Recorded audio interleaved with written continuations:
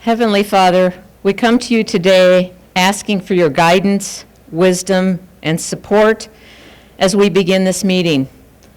Help us to engage in meaningful discussion, allow us to grow closer as a group, and nurture the bonds of community. Fill us with your grace, Lord God, as we make decisions that might affect the members of this association. And continue to remind us that all that we do here today, all that we accomplish, is for the pursuit of truth, for the greater glory of you, and for the service of humanity. We ask these things in your name. Amen. Thanks, Dan. At this time, you can be seated.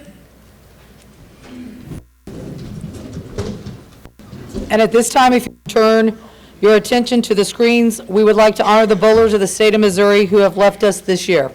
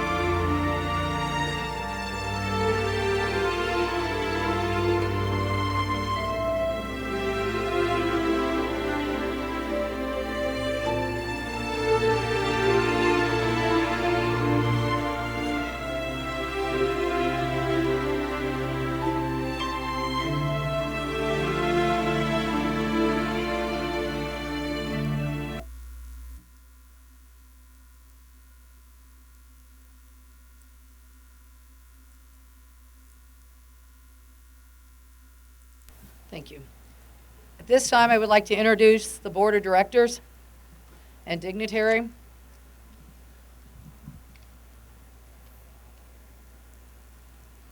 It's on. You just move it. Starting on the bottom level from your left, Marcella Ballou, Springfield, Missouri. Barbara Kennan, Farmington, Missouri. Dot McKenzie, Columbia, Missouri. Deanne Magano, Warsaw.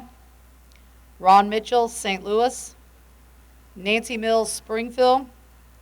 Sam Morgan, St. Charles. Don Ripito, Columbia. Chuck Schlussler, Sedgwickville. Herb Swartz, Palmyra. David Scott, Springfield. Kathy Smith, Fulton. Kathy Snodgrass, Jefferson City. Joe Stevens, Rockport. Patty Sullins, Salem, and she's in the back. Now on the top level, Erica Adams, West Alton. Alan Honor is in the back, Columbia. Tom Bromley, Farmington. Ken Chaffin, Richmond. Tom Dawson, St. Louis. Bob Fields, we're skipping over here, Pleasant Hill. Glenda Fry, Jefferson City. Eddie Gilbert, Huntsville. Rick Gooden, St. Peters. First Vice President Frank Barnhart is here. Second Vice President Dennis Hacker is in the back. Sean Flannery, the association manager, is here. And for those that don't know, I'm Kim Wade, the president. Representing headquarters is George Lambert, our Midwest Regional Director, on the end. Would you like to say a few words, George?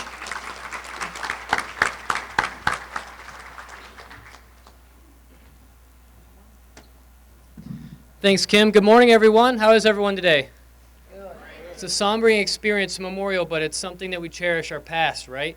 And it's such a warm feeling, but we want to move forward today. I want to thank the Missouri State Board for inviting me to attend your event, the showcase. Already it has exceeded my expectations, live streaming, something that no other state in the Midwest have ever experienced, have ever had. So this is going to be an exciting weekend. I look forward to addressing everyone tomorrow morning at the educational session. And the rest I'll turn back over to Kim. Thank you.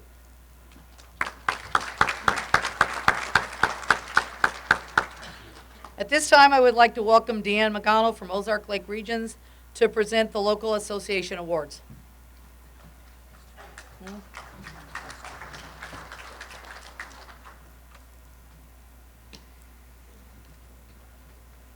The first award is the Local Association Youth Bowler of the Year Male. Hunter Jones from the Cape Girardeau USBC has been selected as the Local Association Youth Bowler of the Year. Hunter serves as a youth director on the Cape Girardeau USBC Association. This past year, when the association hosted the Missouri Senior Tournament and the Missouri Open Tournament and the Cape Girardeau USBC District Tournament, Hunter showed up at every available shift to help raise money through ball raffles and 50-50 drawings. This allowed the Cape Girardeau Association to pay for all of the youth memberships and for the youth bowlers' entries into the Missouri Youth Tournament and the Pepsi Tournament. Hunter carries a 230 average and added 3 additional 300s and 2 800 series to his accomplishments this past year. Throughout his career, he has bowled 22 perfect games. Hunter attends Eagle Ridge Christian School and participates in basketball as well as soccer. On behalf of the Missouri State USBC Association, I would like to present the Local Association Youth Bowler of the Year to Hunter Jones.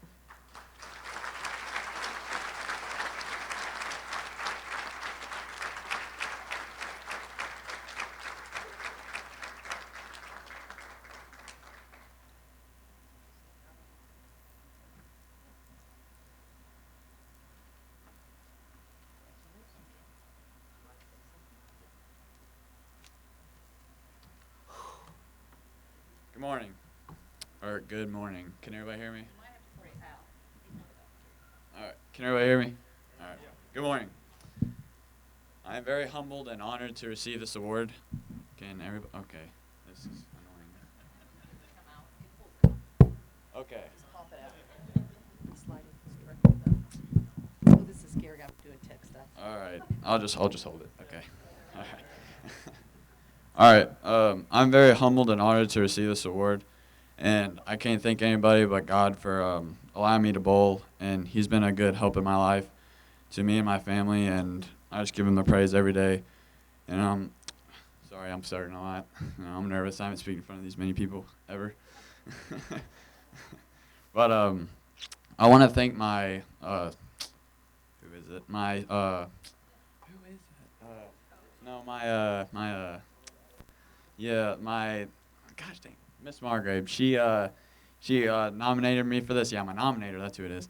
She nominated me for this, and she's my principal. And without her, my language grade would probably be bad. And but you know, she's been there for me since day one, and for her to be able to do this for me is spectacular. And next, I want to thank. Sorry, I'm stuttering a lot. But I want to thank my parents, my grandparents, my mom who's sitting in the back.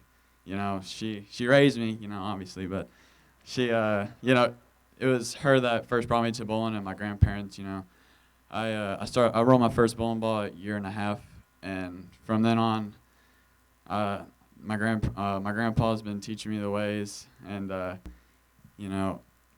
for him to be my ball driller too, that's, and my coach, that's something hard to find, obviously, but it's just a true blessing having him in my life. And also my grandma, my biggest supporter, my #1 fan. She's always there at my tournaments. And even if I shoot like a 279, she's like, man, you couldn't have done better. And I'm like, well, what? I only missed one shot. He's like, what do you want me to do? But, man, it's just a true blessing being able to bowl, and it's something that I've been doing for a long time, and it's something I hope I can do for the rest of my life. Thank you.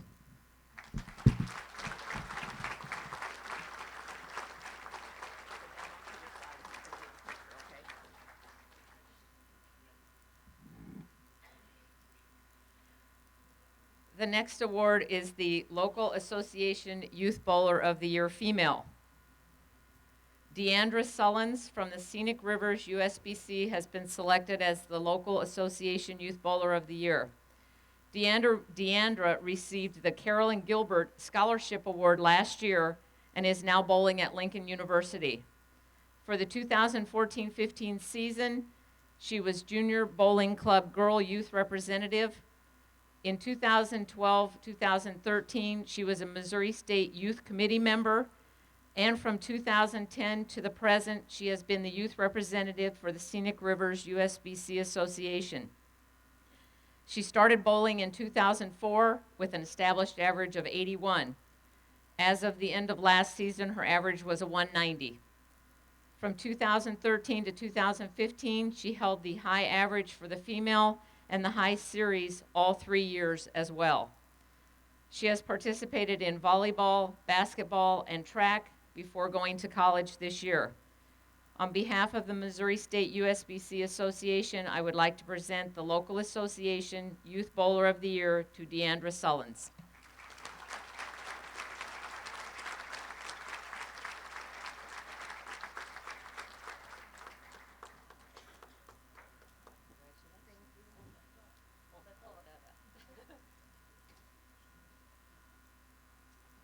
Okay, so I don't talk in front of many people either, Hunter, so I'm nervous with you. First of all, I would like to thank the awards committee for picking me for this award.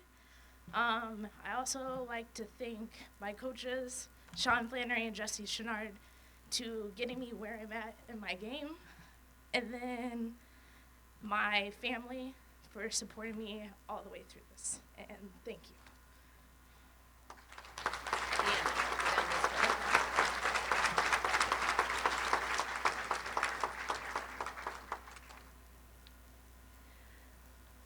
Now I would like to introduce Director Ken Chafin from the Greater Kansas City, Missouri State USBC to present the Adult Volunteer of the Year Award.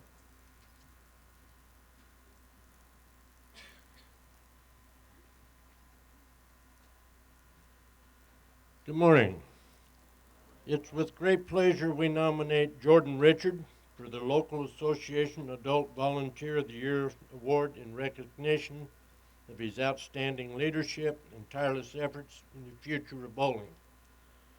Jordan has been involved in the sport of bowling since he was 10 years old. He quickly found a love and passion for the sport and wanted others to feel the same. He created the Segment High School bowling team.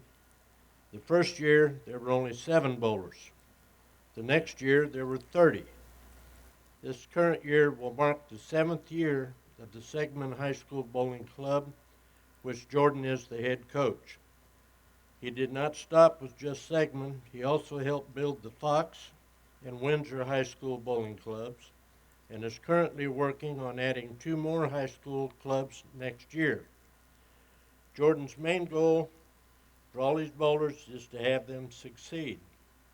He works with each of his bowlers during practice, gives them individual drills to work on.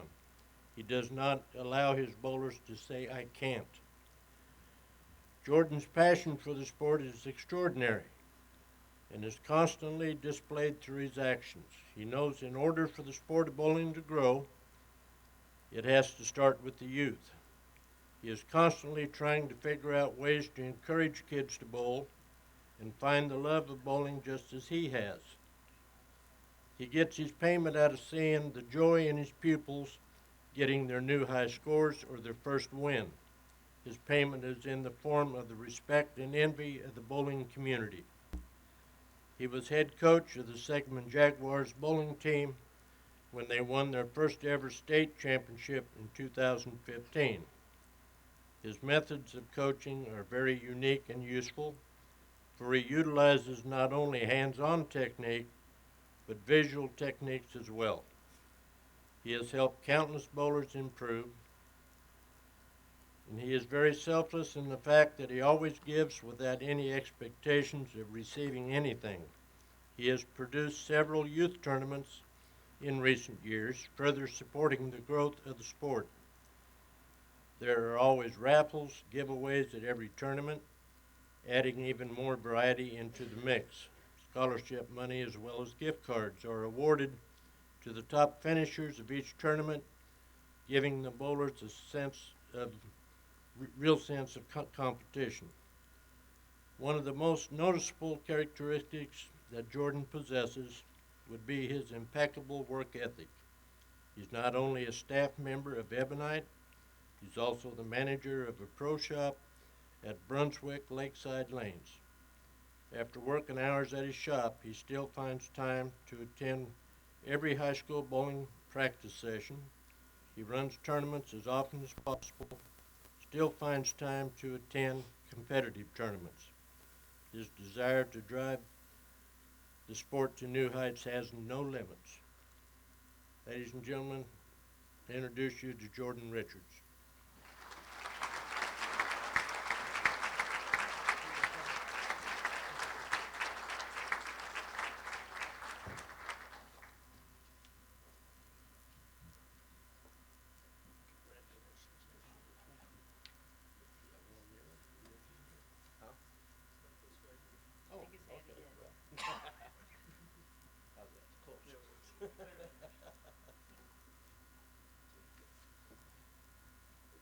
Whoa. Not gonna lie, Mom. You asked me if I was nervous. Now I am. There's a lot of people. First, I want to say thank you to the board, the committee, everything. This is a huge honor. I wanted to say thank you to Best Bowling, Ebonite, and Imperial Bowl. Wasn't these guys, I wouldn't be here today. Especially, got to say thank you to anyone who's involved with high school bowling. It means the world to me. Unfortunately, I was only get to bowl at 2 years, but to be a part of it for 7 with coaching and everything else, it's a huge honor. 2 people I do want to say thank you to is Zach Tyler, who unfortunately wasn't able to be here, and the second one is my mom. If it wasn't for her, for bowling, coaching, even wherever I need to be, it's because of her. She does. You might see me getting all these awards and whatnot, but she deserves it. The cool thing is, I noticed a couple years ago, correct me if I'm wrong, I think we're the first mother and son to ever win this award. A couple years ago, she won this, so it's pretty cool to share this. Appreciate it. Thank you.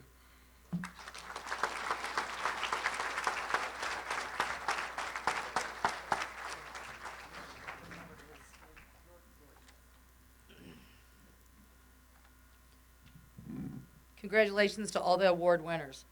At this time, I'd like to call Sean Flannery to the front, to the podium, to recognize our local association managers of the year.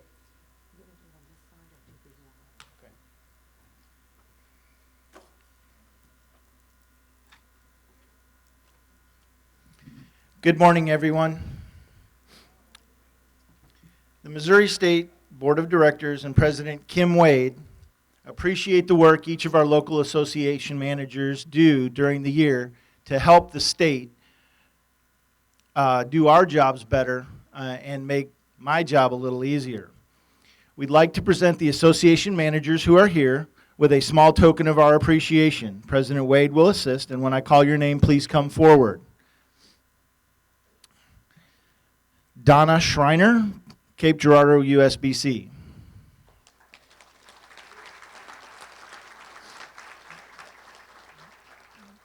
The association managers are receiving a laser engraved Missouri State USBC external power source for any of their iPhones, iPads. Okay. For their hard work and dedication. Carl Hauk Jr., Carthage, USBC.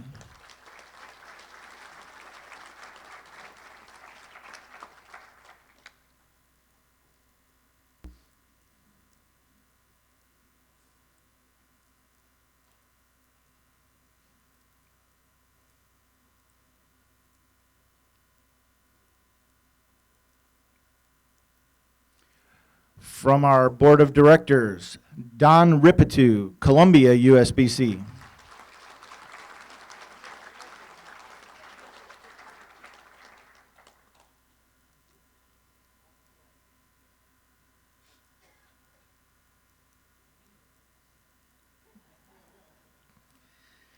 Sharon Brandhorst, Four Rivers, USBC.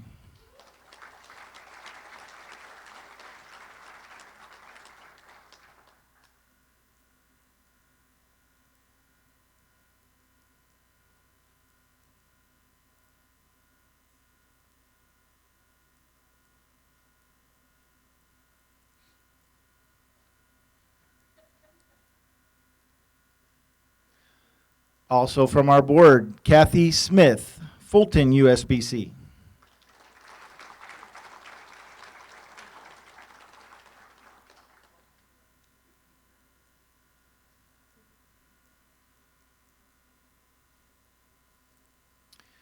And this year's credentials chair from Jeffco USBC, Kathy Hayes.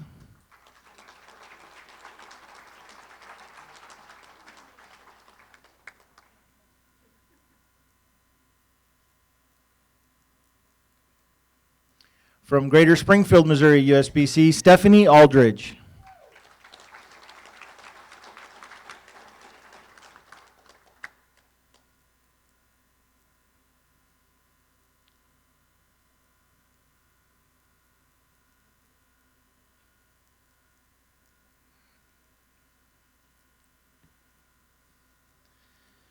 From Lauria area, USBC WBA, Barbara Gallett.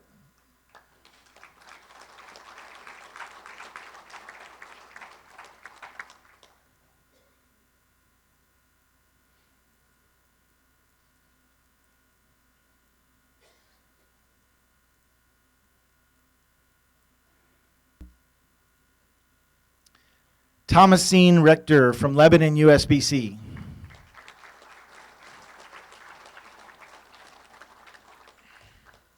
Did not make it?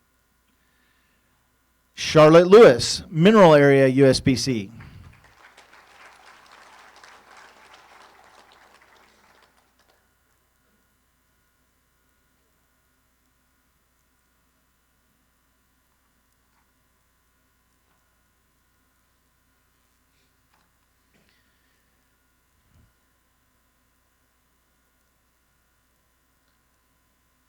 From Piedmont USBC, Nancy Roberts.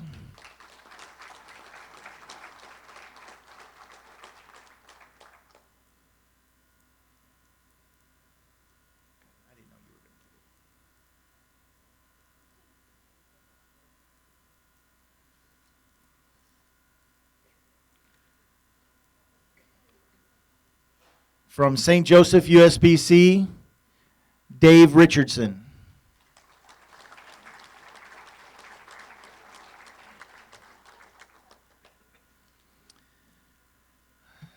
From St. Louis USBC, Dale Bone.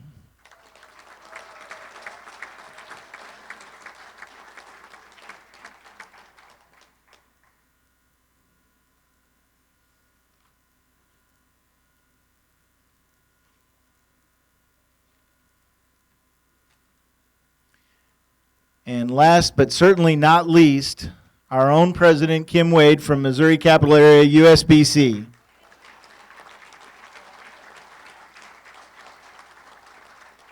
Thanks to all of these association managers for their hard work above and beyond the call of duty.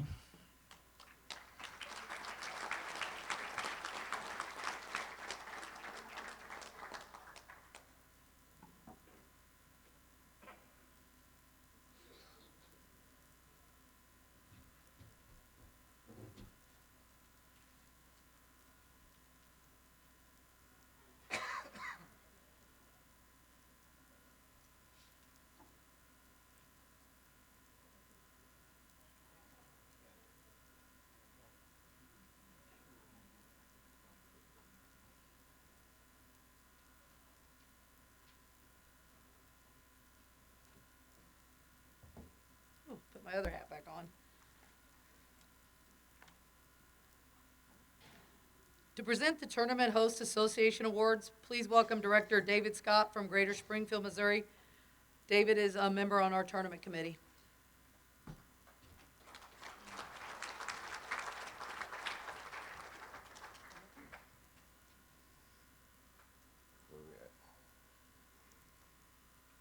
Thank you, Kim. For the 2000, thank you, Kim. We'd like to thank our hardworking association who hosted our major tournaments during the past year. For the 2016 Missouri State USBC Pepsi Youth Championship, accepting the award is President Rick Gooden from St. Charles County, USBC.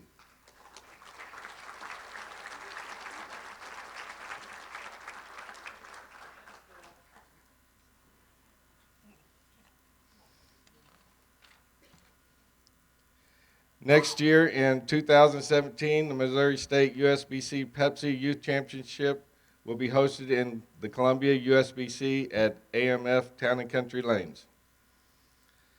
For the 2016 Missouri State USBC Youth Championship, accepting the award are President Bruce Blackton and Association Manager Kathy Hayes from the Jeffco USBC.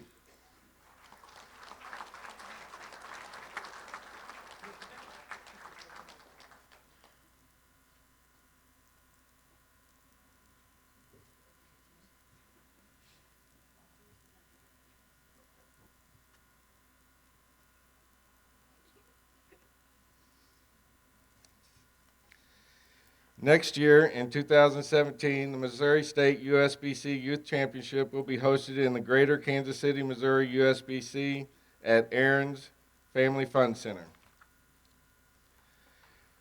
For the 2016 Missouri State USBC Women's Championship, accepting the awards are anybody from Joplin?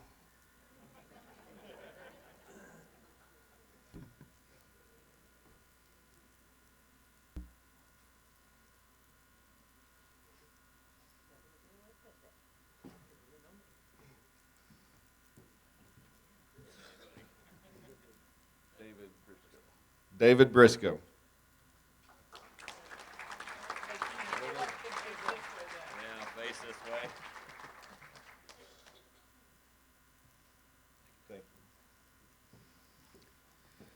Next year, in 2017, the Missouri State USBC Women's Championship will be hosted by the St. Charles County USBC with a team event at Plaza Lanes and the doubles and singles at Cave Springs Lanes. For the 2016 Missouri State USBC Open Championship, accepting the awards are President Tony Robbs and Association Manager Charlotte Lewis from the Minerals Area USBC.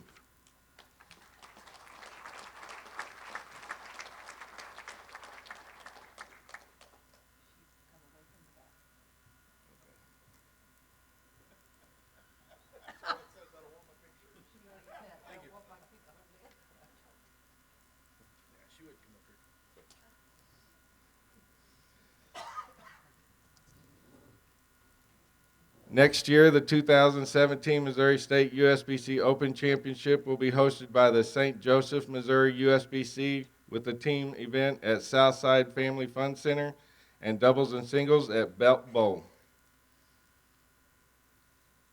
Back to you, Kim. Back to me. Thanks, David.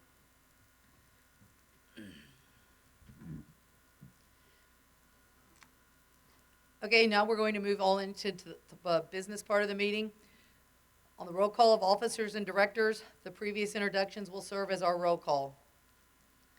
At this time, I would like Kathy Hayes. Could you come forward and please report on the Credentials Committee? Wow, I've said your name a lot today.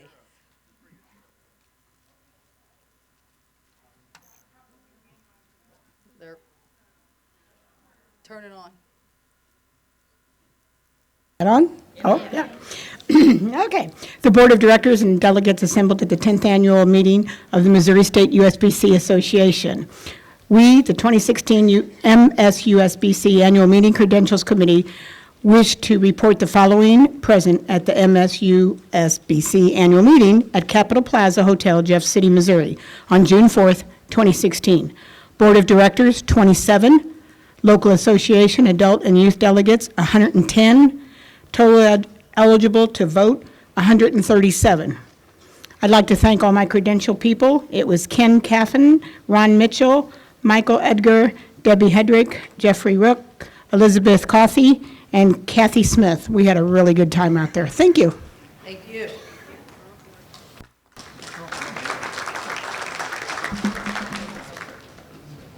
Frank Barnhart, First Vice President, will report on the annual meeting rules.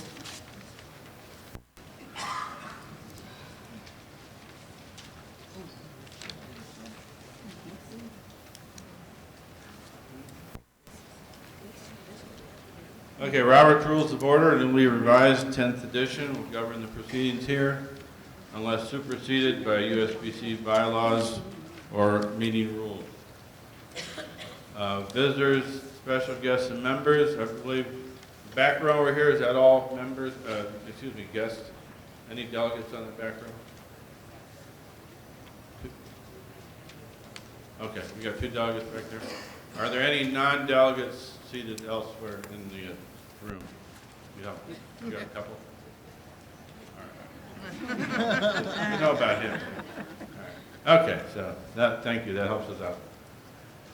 Okay, you do need to wear your lanyard and your badge the entire time you're in the meeting room while the meeting's in session. All motions will be stated in the affirmative. The amendments to be submitted by the Legislative Committee do not require a second. And the chairman will be giving the recommendation on those amendments. If you wish to submit an amendment to an amendment, at the discretion of the presiding officer, you may be asked to submit that in writing so that we know we have the wording correct. Any member of the Missouri State USBC in attendance has the right to debate a motion. Only registered delegates and members of the Board of Directors can make motions and can vote. Any members, if you do wish to speak, see we only have the one microphone up here? Okay. If you do wish to speak, please go up to the microphone here on your right. Upon recognition by the presiding officer, please state your name and the association you are representing before making your comments. You may not speak a second time until all those others wishing to speak on the issue have had a chance to speak.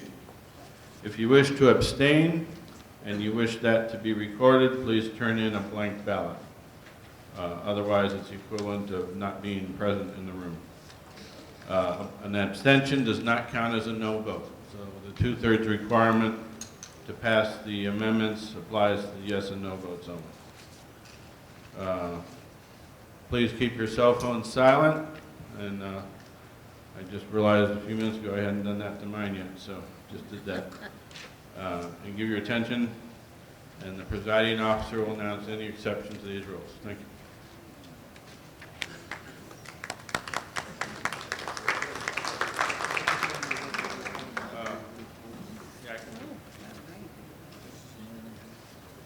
Yeah, we do need, well, depending on what you folks want to do, we need a motion and a vote. Last year we did plurality voting for the at-large directors and the youth directors. So what we're asking now, we do have this amendment that you will be voting on, so depending whether the pair of amendments, so depending whether they pass or fail, we are going to be talking about at-large directors and youth directors, or else we'll be talking about adult directors and youth directors. In either case, the question is, do you wish to once again do plurality voting? We have not amended our bylaws to state plurality voting. So if you vote to do that again this year, then we will come forward with a bylaws amendment to you next year to make it permanent. But to do plurality voting this year, we need a motion for a suspension of the rules and to apply plurality voting to those two items that we will be voting on. Motion. Motion for plurality voting from Craig. Anybody wish to second? Second. We have a second. Is there any debate, any questions on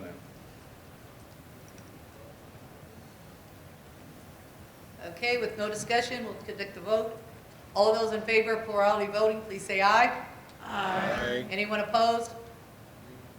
Okay, thank you. This time I would ask Dot McKenzie if you could report on the action on the minutes review committee.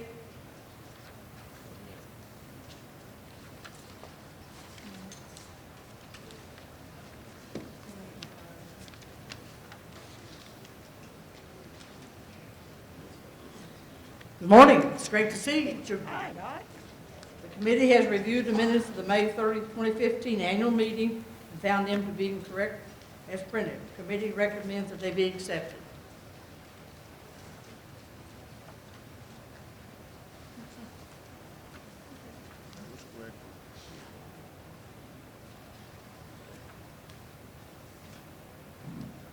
This time we'll have the report of the officers committee, or report of the officers. There's no committee here, trust me. I will not read my report. As you guys can see, it is printed on teal paper. In your packet, there are a lot of highlights. The main thing is the gala tonight, if you've bought tickets for it. If not, we might have a few extras for sale. It's a wonderful event to honor our Hall of Fame members and our scholarship award winners. We have our award winners today, and then also tonight we will have those scholarship winners.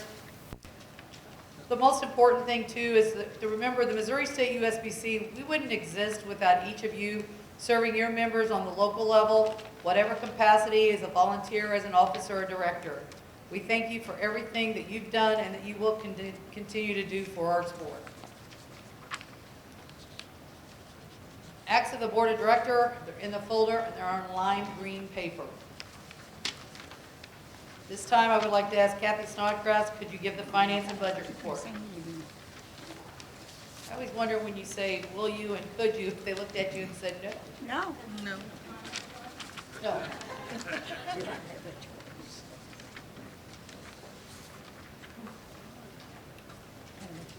Before Kathy speaks, we're going to let Sean give his report as I step right on the top of that.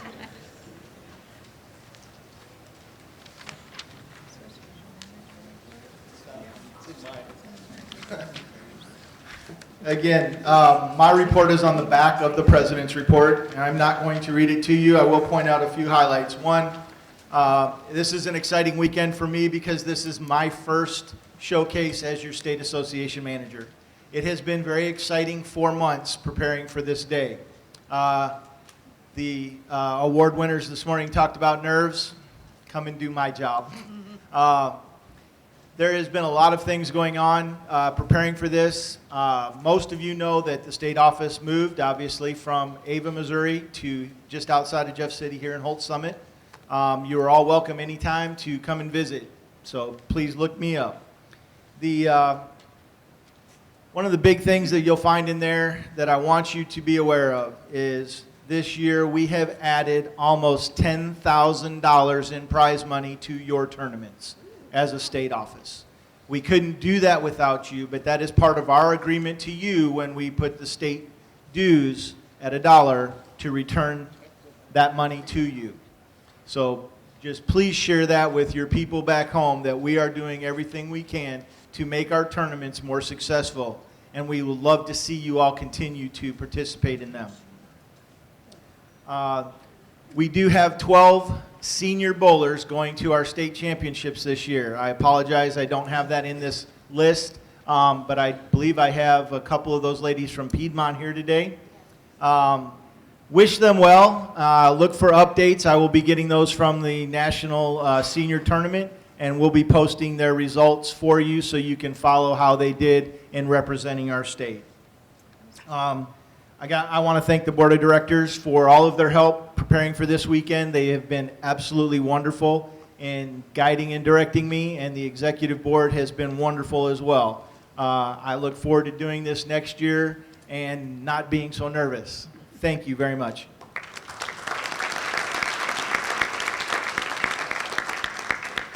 Okay, it's my turn now. Has everybody had a chance to get out their gold sheet? On one side, we have the balance sheet, and on the other side is our income statement. As you can see, we're still running in a loss. Even with our dollar increase, part of that money goes to our revenue, part of it goes to tournaments. So we're still running in a loss, but we're trying to reduce that. We've made some changes this year that will reduce some of that, but we still have a ways to go. And I'm not sure how much more we can reduce. Do I have any questions on the budget or the financials?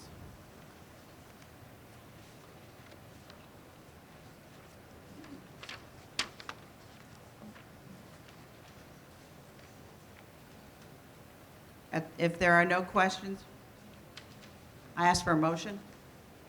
Motion to accept pending audit. Is there a second?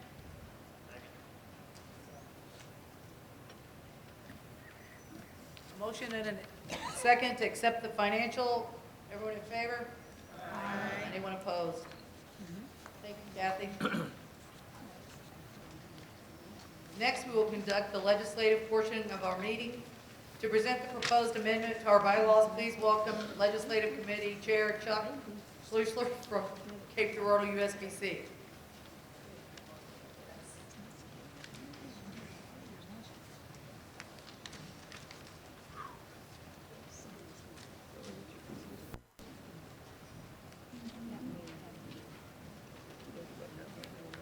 Good morning. The two amendments to our bylaws have been proposed, and each of the delegates should have received these in the mail packet. I will not be reading the proposed amendments, but we will have them available on the screen. Proposed Amendment 1 affects the board size, and if it passes, it will require a vote on Proposed Amendment 2. And it will affect how the directors are slated later during their election. I am now turning back to President Kim Wade to vote on Proposed Amendment 1. Okay, tellers, if you could pass out the ballots, please.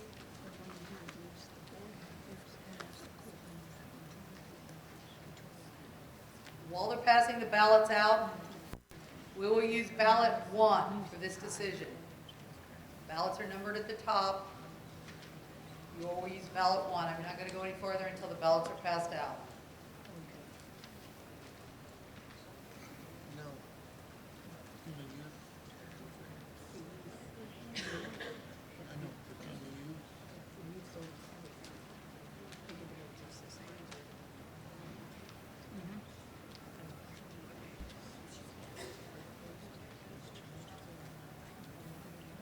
Your name tag must say delegate to be able to vote. Yes?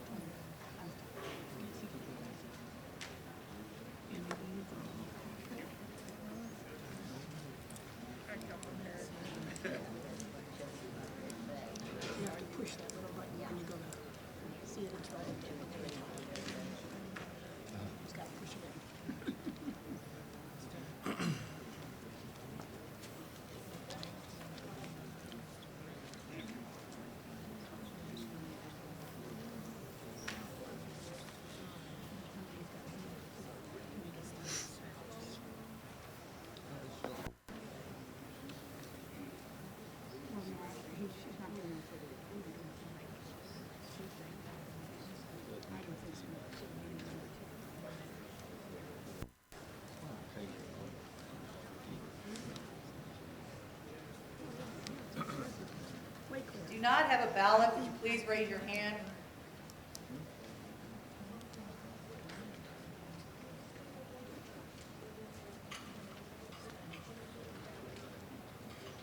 I doubt they left me one back there, but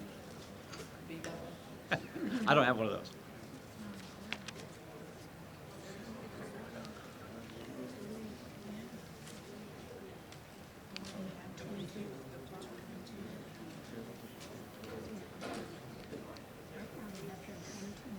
Tell her the gentleman at the mic does not have a ballot.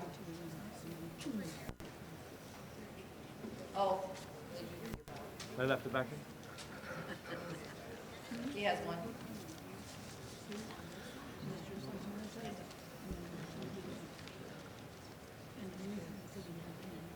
Everybody has a ballot that is a delegate. Approval of the amendment by the bylaws required 2/3 majority of the delegates, which according to the report from the Prudential Committee will require the number of yes votes. A yes vote on proposed amendment 1 will reduce the size of the board. A no vote on proposed amendment 1 leaves Article 4, Sections A of the bylaws unchanged. Is there any discussion on the proposed amendment number 1? Marty at mic 1.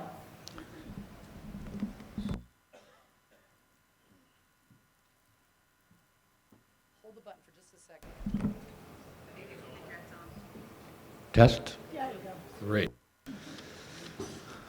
I have a trouble with the microphone. I'd like to propose an amendment to Amendment 1, Article 5, Board of Directors Management, Section B, Eligibility, Subheading E.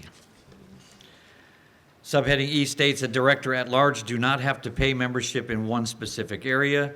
No more than 2 from a single local association may be elected. I'd like to propose the change to read, a director must have purchased a membership in their association, and there may be no more than 3 from a single association. This would be only for associations who do not have youth representation on a state level.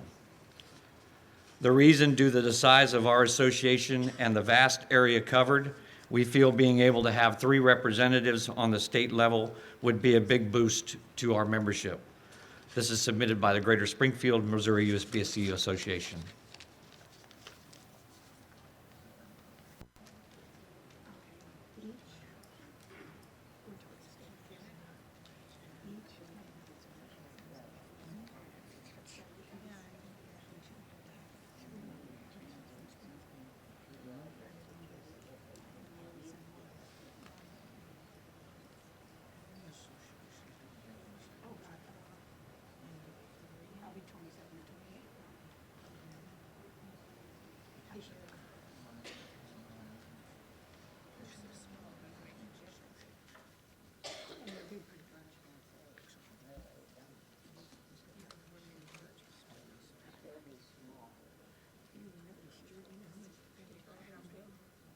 second on his amendment?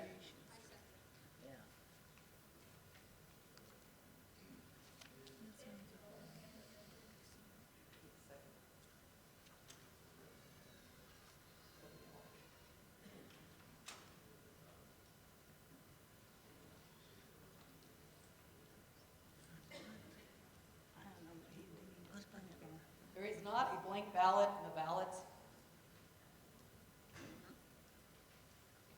Can we do the vote by a raise of hands?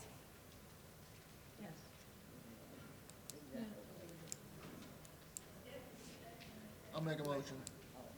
Yes, but we have no ballot. I'm asking you to do it by a raise of hands. I'll make a motion by raising the hands. Motion and a second that we can do the vote. So the amendment would,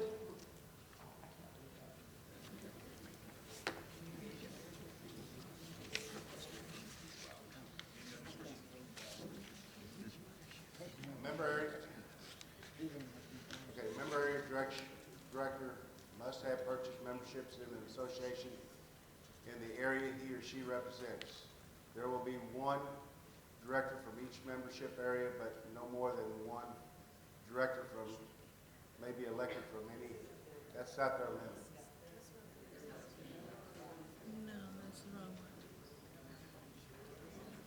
The director must purchase membership in an association. There may be no more, that's our membership.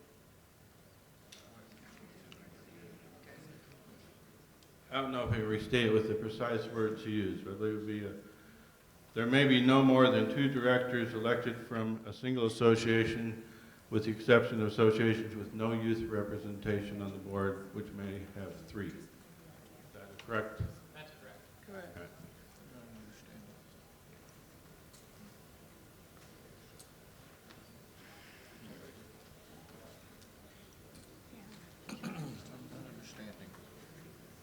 okay, so we're voting on the amendment to the amendment. Is there any discussion? I thought he said 3. He did say 3. If there is no youth director from an association, you would be allowed to have 3 directors from your association on the board. Up to 3. And we're talking 3 on the state, we're talking statewide, right? 3 directors statewide, is that what they're saying? Up there, yeah. Okay, on this board. Since youth have equal voting rights with adults, what is the purpose of it? It's like for you to represent this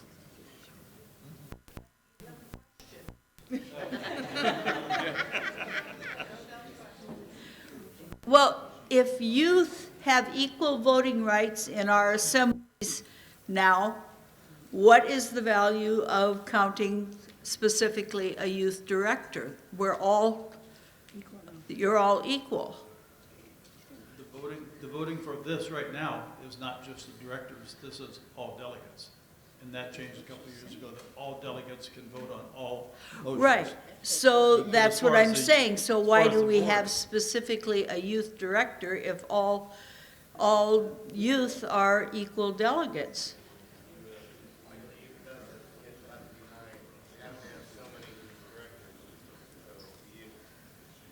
So,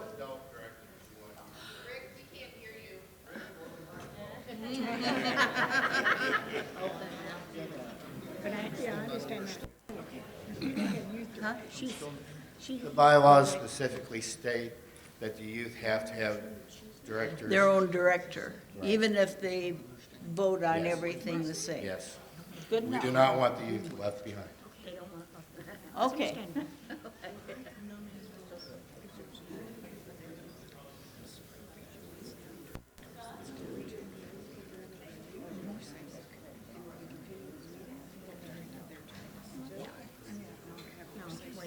Marty, question.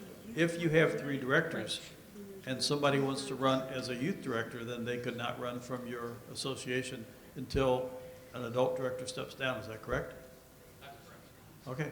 Just want to be sure that people understand that if you're full, you cannot put forward a youth director. And when we merged, youth were represented, youth being some youth bowlers and youth directors, coaches, and so on and so forth that represented the interests of the youth. And so that's why we still have youth. We're required to have youth representation, not necessarily the kids, but that is an option to them. So with your motion, if you get 3 or you keep your 3, you cannot give us a youth person to run it unless you're going to pull somebody out. Okay, thank you. Any other discussion? Okay, this time we will vote on the amendment to the amendment. A yes vote will be to approve the amendment. A no vote will be to approve the amendment. Scratch it. To leave the amendment will fail. All right, we're going to vote. All of those in favor, please raise your hand. Raise it high enough so the tellers can count behind you, please.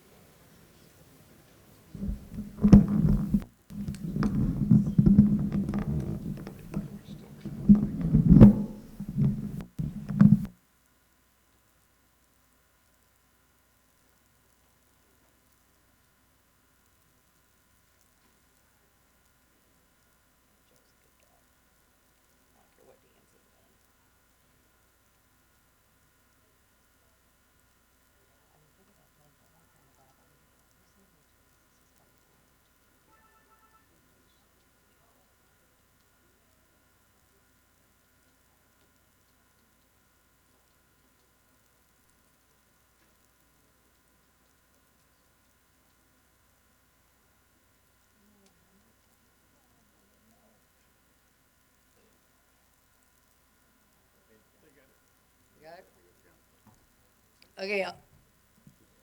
Now, all of those that are opposed, please raise your hand.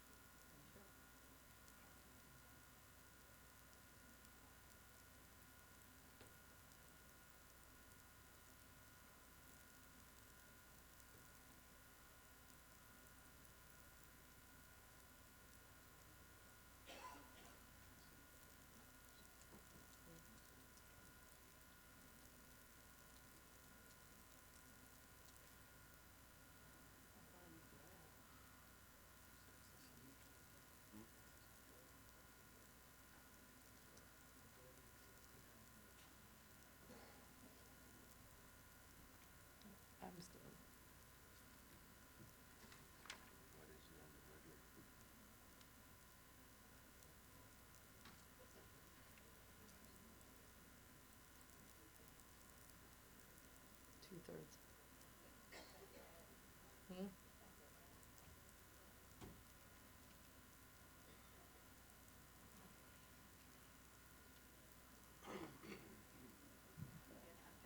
I think they're done. You guys can put them down. Put them down. He's done.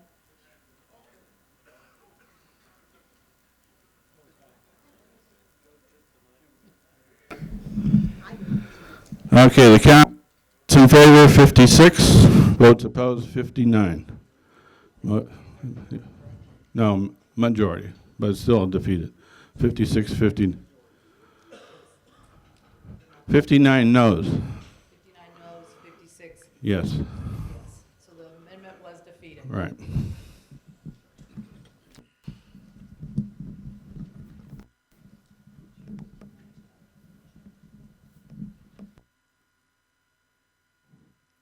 Is there any other discussion on the original proposed Amendment 1?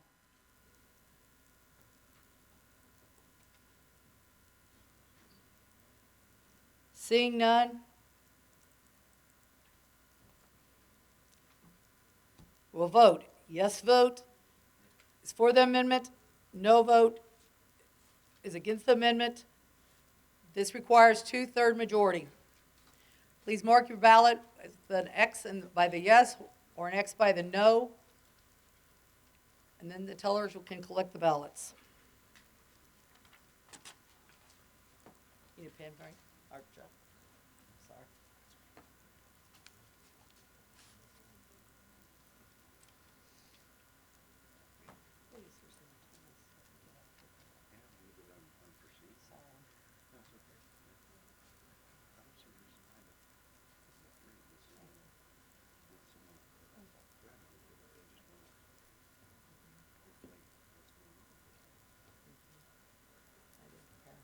Delegates very well because they all voted the wrong way.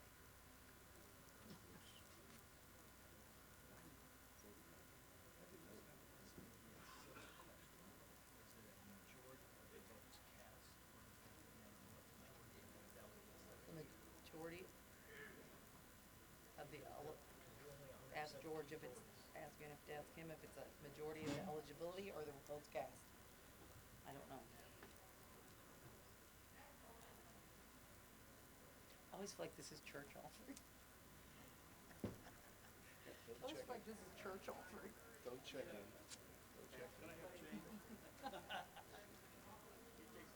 I couldn't quite put down the change, when I did out my change. I'm telling you, the script is nice, but it's hard to follow even going right in order.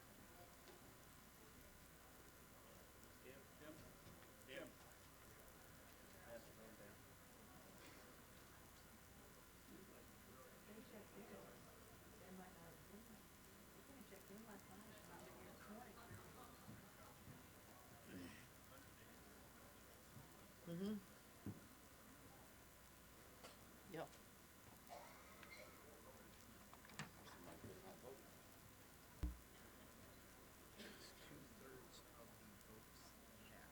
That's what I thought it was.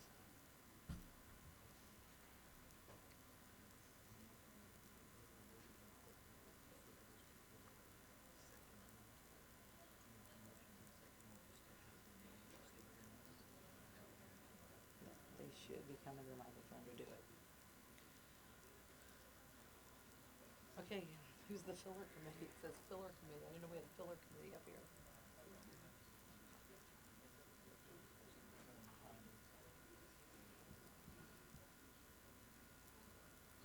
When are we doing these cupcakes? No, you can't leave one in the middle of a vote.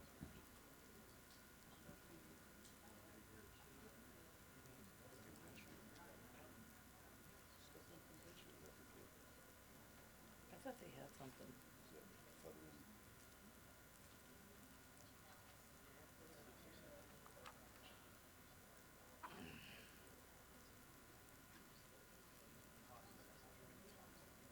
Okay.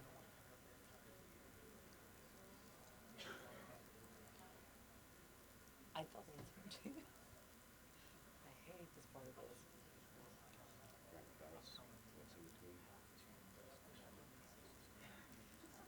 For 120 people, it's not worth it. You can't leave in the middle of an election. Well, if you do, you have to take your ballot at the back of the room while you're gone.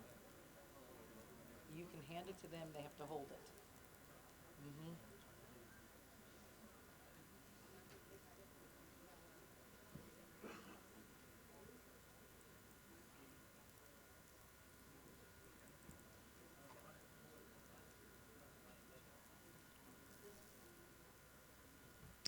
I thought when the tax company was gonna show.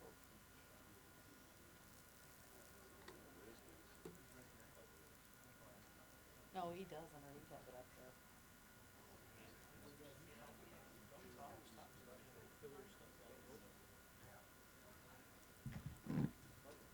For some of you that might not know, if you didn't see Dale out at the table when you checked in, or if you checked in last night, on June 18th, the Missouri State USBC is holding bowling day at Busch Stadium.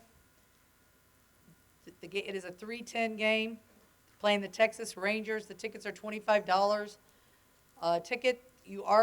The state is recognized on the field. Dale goes out in his 10-foot tall bowling pin before the game and rolls out the first pitch.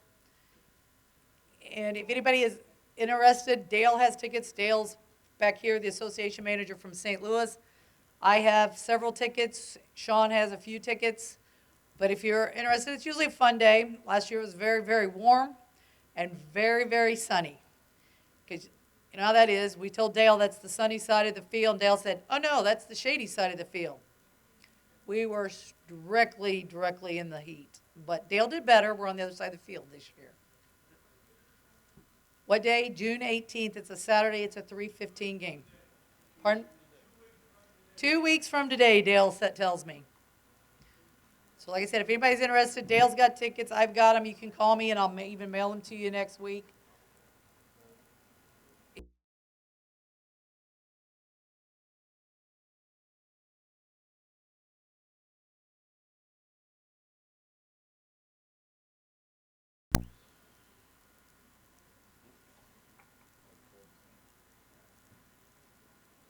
Don't forget, the ladies over to the right are selling the raffle items. Ladies over to the right, there. Oh, that's my right. That'd be yours left. There's Nancy. She's waving at you. She doesn't want you to forget to come and see her. Sometimes, when I get a little flustered up here and a little rattled, I kind of think of Hunter over here, and I'm thinking, yeah, I'm a little nervous too, and this is my second year. But sometimes one thing I always forget to do at the end of this meeting is all of these guys standing in the back that are sergeant of arms, these teller committees, these nominating committees, and when you see my number come up on your caller ID, please don't ignore my call. Yes, I want something. And I sometimes forget to tell these committees, wow, we couldn't do this. Just as one of those things where I said, we couldn't do this without you. We can't not run this meeting without the tellers, the sergeant of arms. Number one, we wouldn't even have a nominating if we didn't have a nominating committee that met back in February in the snow and ice to set up a slate to be able to even have an election. So everybody in this room is important. Just because maybe this time you're not doing it, remember, I've got your name and number. Be very nice. Be very careful how we speak. Just remember. I think he's close. Pardon me?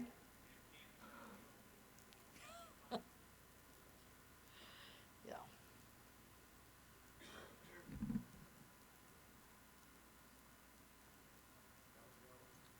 Tell a joke. I am a terrible, terrible joke teller. I could sing, and I would tell you we could clear the room really quick. Because I only sing well when I've had a little too much sometimes, and I think I'm rich then and can sing. None of the above.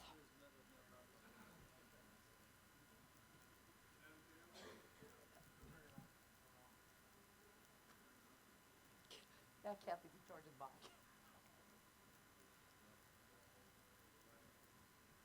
Oh, there we go. There we go. All right. I'm learning this techie stuff here. Okay, 133 votes cast and 1 abstention. So 89 votes required for the amendment to pass. Yes votes 101, no votes 32. The amendment passed.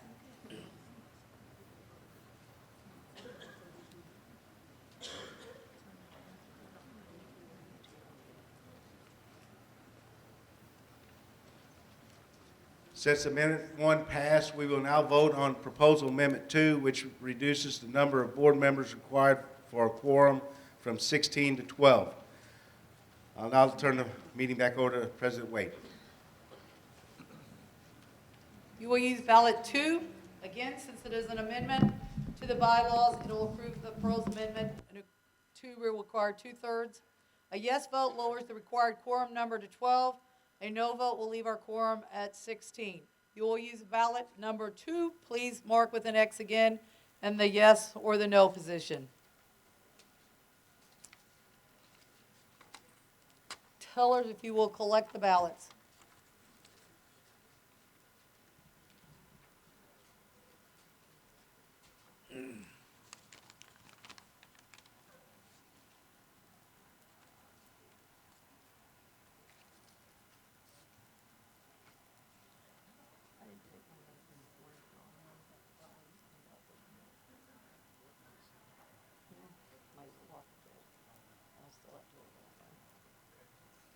When are we doing these cupcakes?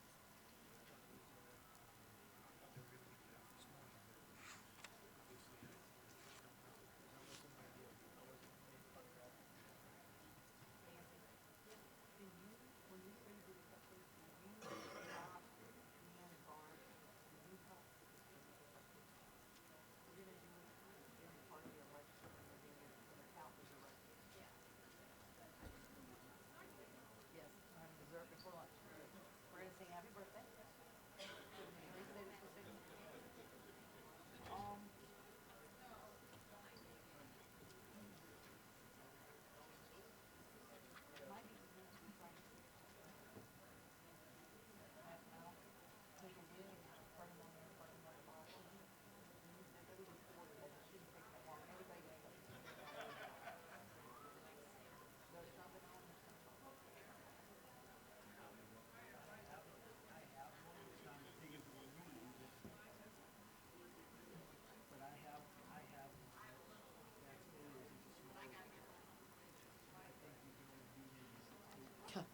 I really better keep this straight where the hell I'm at. At least my screw up on ballot 6 is moot because I can throw it away.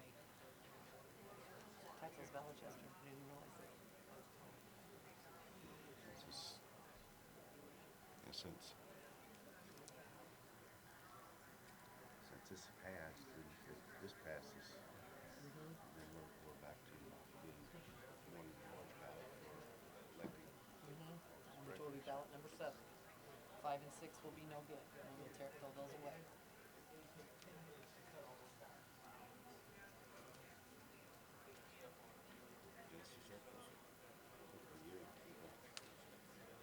The best ones were looking through those stacks trying to find them.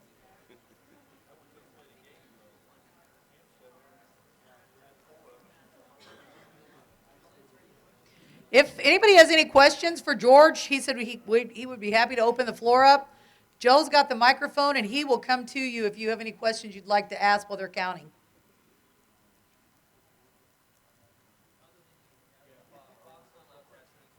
That is a good choice, George. You've learned well quickly.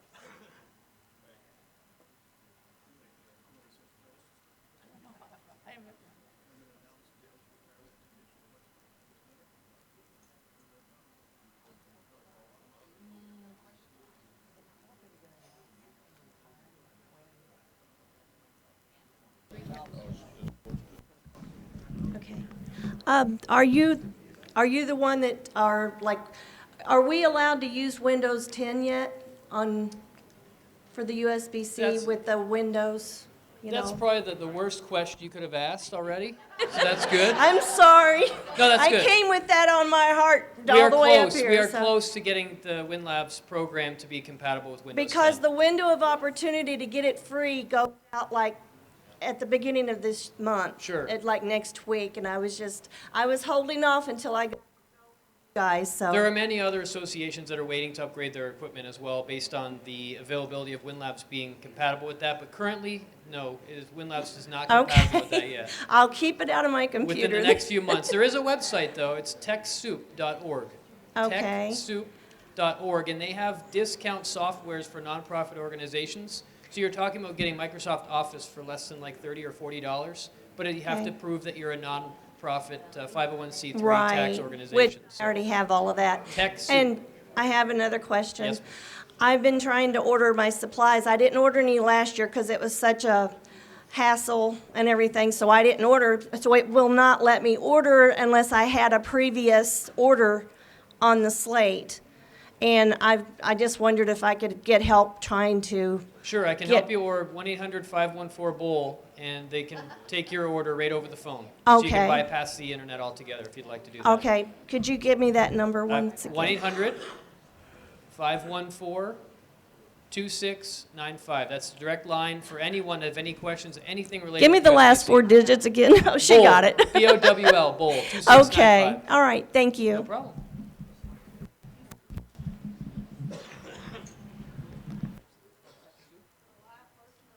So for the 501c3 companies, TechSoup.org is the website. And there are multiple, countless softwares you can get, including Windows, for a fraction of the price based on being a 501c3 organization. TechSoup.org. Phone number again, 1-800-514-2695. That's our direct line at the office. That we have dedicated 3 or 4 person staff that answers the phone constantly. They do emails as well. But they are there to help guide the call wherever it needs to go. If it's WinLab support, if it's tournaments, if it's association services, any of that. So write down those numbers and you can call anytime. We'll talk about a lot of this tomorrow morning too. One more time, 1-800-514-BOWL, 2695, BOWL.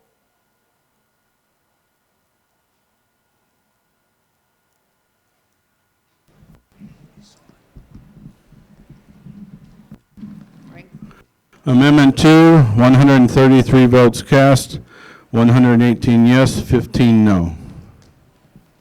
Okay. So amendment number 2 also passed. We will now proceed to the elections. We'll begin with the report from the nominating committee chair, Daryl Geyer from Greater Kansas City.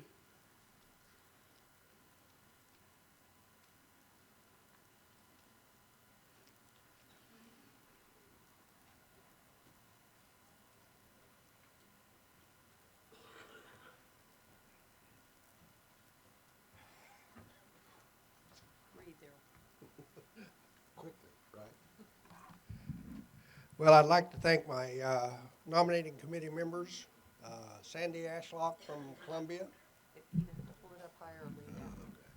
Sandy Ashlock from Columbia, Carla Keller-Rook from Jeff City, Angie Grissom from Cape Girardeau, Darlene Elston from St. Louis, and Dale Bone from St. Louis.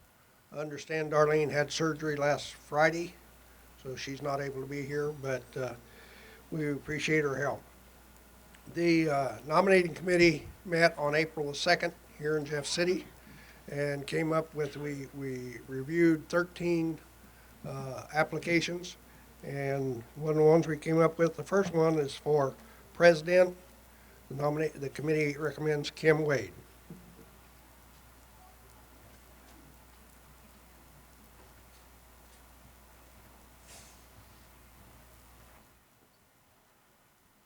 The nominating committee has slated one candidate for the office of president. Are there any nominations from the floor?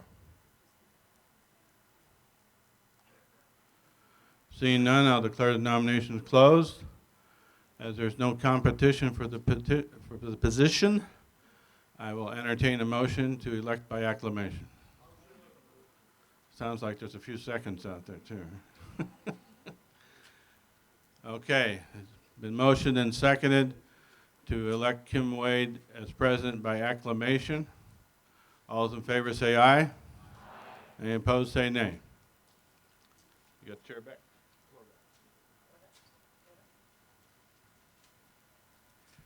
The next officer nomination was for second vice president and Dennis Hacker from Prairieville, Missouri.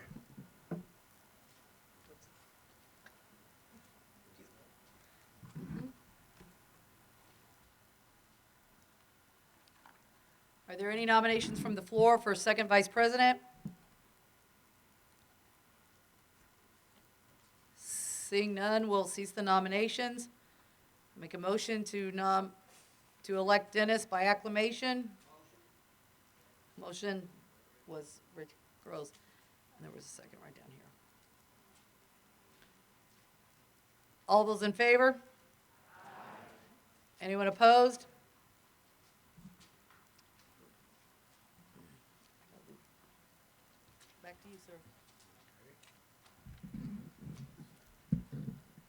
Since the new amendment passed, we have no distinction between area membership directors and directors at large. They are basically all directors at large at this point. We have 10 of those.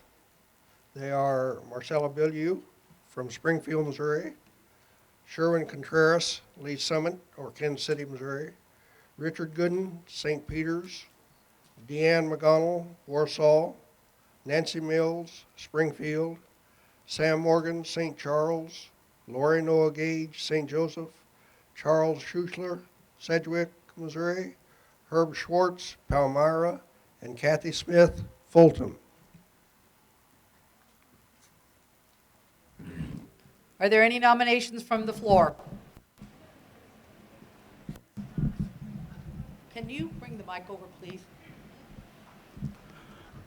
I think everybody understands throwaway ballots 5 and 6, if you haven't already, using ballot 7.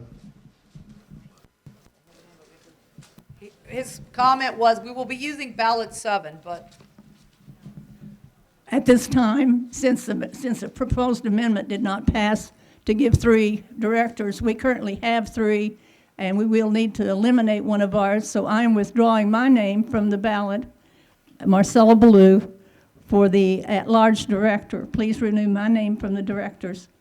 And at this time, she called for nominations from the floor, and I would like to nominate Glenda Fry.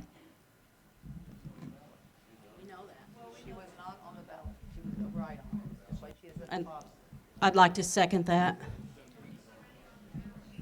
she was not on the original nominating committee. She was on the ballot as a write-in. That's why she's at the bottom. Okay. You use ballot number 7. Marcella Bilyeu has withdrawn her name from the ballot. If you would cross it out. If you are on the ballot, if you would like to stand,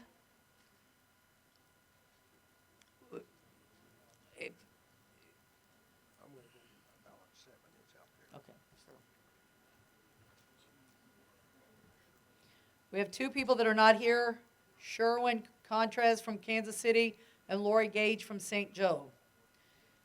On your ballot, you will need to mark out Marcella Bilyeu, the top name on your list. Please vote up to 7. You do not have to vote for 7. 7 is the most. If your ballot has more than 7 marked, your ballot will be void. It will not be counted. Please mark up to 7. Ballot number 7. Up to 7, ballot 7.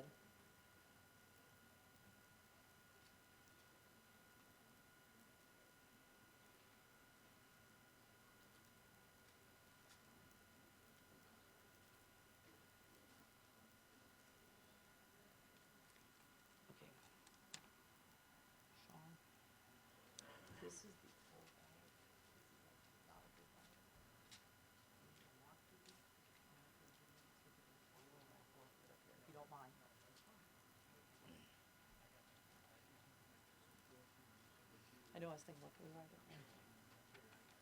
Tellers, if you'll collect the ballots.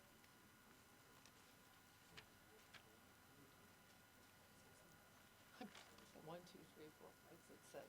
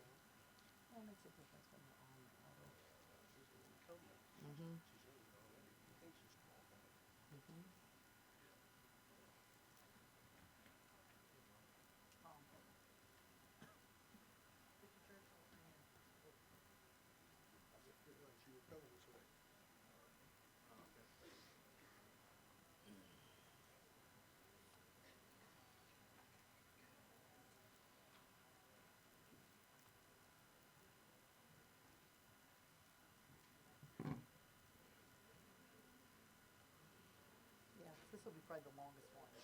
This will be the longest one. Mm-hmm. They're gonna do cupcakes now. I got 4. I got 4 people handled it. I got them handled, yeah. It's just gonna take them a while to count them. Yeah, don't have that issue. Okay, for some of you that might be real numbers people, you might realize this is the 10th year since the Missouri State USBC merged. That means we're having an anniversary. Well, what happens when you have anniversaries and parties? Celebrate, you get cake. We have 4 directors back there that are going to give you a cupcake. I believe there are vanilla cupcakes, or white, as the kids would say, or chocolate. They're going to bring them around, pass them out. You're welcome to a cupcake. Everybody, doesn't matter if you're a guest, doesn't matter if you're a delegate, doesn't matter if you're the live stream guys in the back. Everybody gets a cupcake. Our rule is we have to save cupcakes for the sales department at the hotel. They gave us permission to bring them in. They get a cupcake. They should have taken them first. I heard that back here, and that's what Tom says.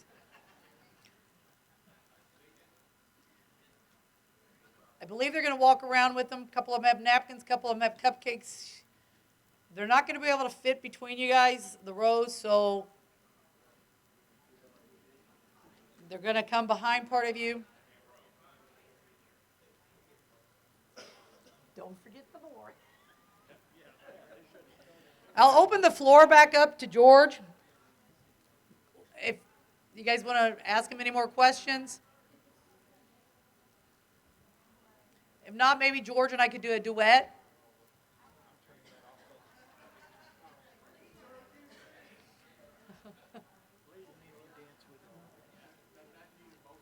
Does that need a Don wants to know if that doesn't need a motion. Oh, David J. David Scott. Would you like to tell him what's on that screen? If you can either come up or you can use Joe's mic. In Springfield, Missouri, the Greater Springfield USBC has an annual USBC night at the ballpark. This year we sold close to 500 tickets, and on the screen is the winners of the Open, Women's, Seniors, and Youth tournaments. They all got to go out on the field to be recognized. Also, the board got to go out on the field to be recognized. And we had the Youth Bowler of the Year throw out the first pitch. And they also got to do the musical chairs in between the innings. It was a real big success. We had a table out with all the local bowling alleys with their schedules for next year to give out to all the people. We had free games to give out. We gave away a VIB, which is Andy B's VIP experience, where you got 10 free, 1 hour for 10 people on 2 lanes in the designated area, laser tag, $50 in food vouchers, and $5 tickets for 5 people for the game room. We also we gave that away. It was a real big success, and that's what we did. USBC night at the ballpark.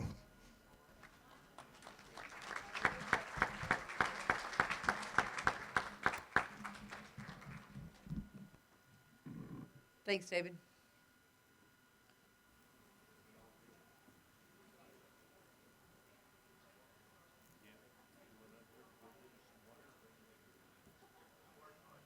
We're through the worst part. We're through the worst part. If I drink water, it's going to cause another issue. And Tom Ross will pass. You heard the joke about Tom Ross.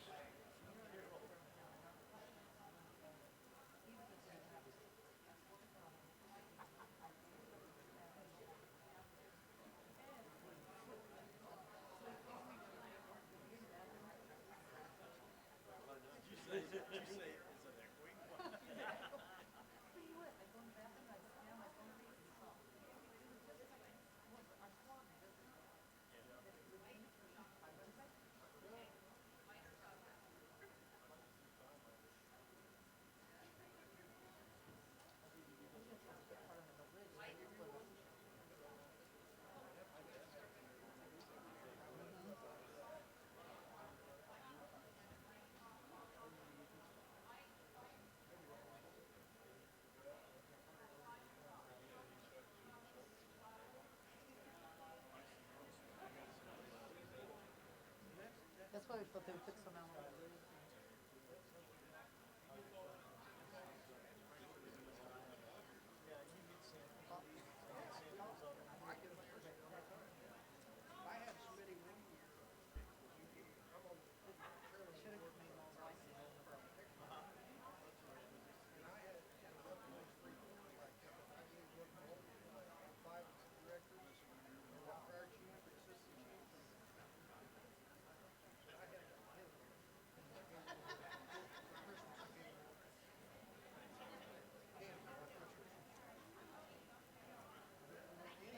Okay, there is this little thing here that's got me twice. I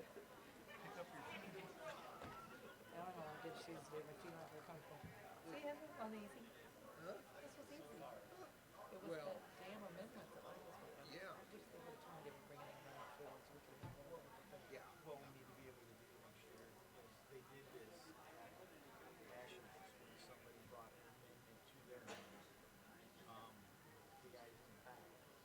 We need to, if we know, if we don't know, we need to get a copy of it.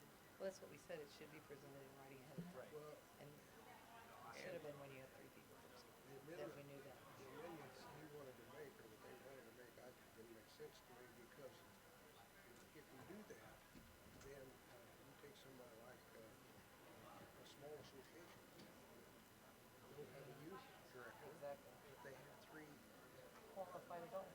adult directors. Well, Or but they here's Kansas City that's got a youth director, and we got a lot better organization. We only got 2 representatives, and they got 3. Yeah, I understand where they're coming from, because they happen to be the ones with the amendment that are losing their first one. Just And, luck of the draw. It's a look at the law, I mean, I don't mean this disrespect. My son's 80 years old. Well, I said, when it all, I mean, and I love her, she's very good on the board. when it all started, I said, still saying, I was telling Sherwin, I think it's time maybe in some cases we get 1 or 2 new directors. And in all fairness to Don and Nancy, they've done a lot, there's no question. But maybe it's time we get some new ones.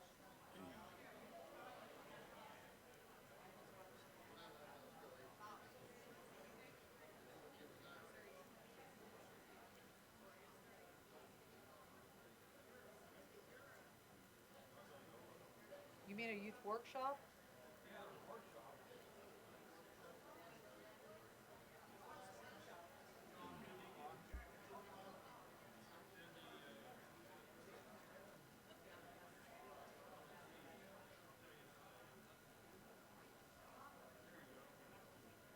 Where to here, it's where we're at. But see, this was another thing, it got, Sean is doing exactly what I told him not to do. Amendment 1 fails, then if Amendment 1 passes, it probably would've been easier just to flip the whole thing at one time. But it worked. Yeah, yeah. So we're now to these.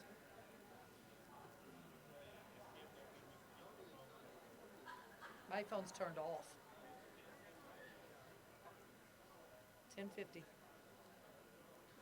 I knew this was gonna be the longest one, that's why we decided to do the cupcakes now.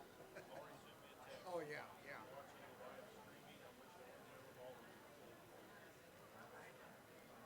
Yeah, I'm like you, I knew this part of it would take. Been there, been through it already.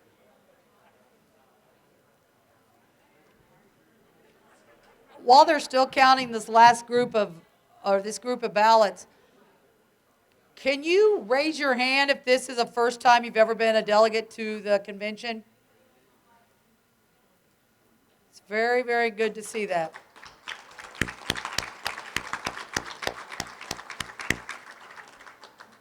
It's also great to see these youth out here that are the delegates. That's our future. That's the people we need right there. Not that we don't need everybody, but the youth.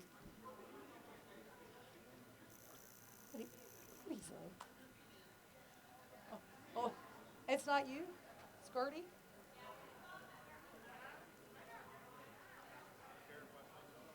No. I'm sitting down. My feet. Is it on? Yeah.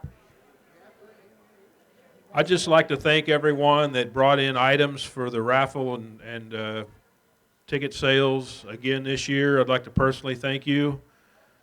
It's not, I don't expect it. I just ask, and if you do it, you do it. We really appreciate it.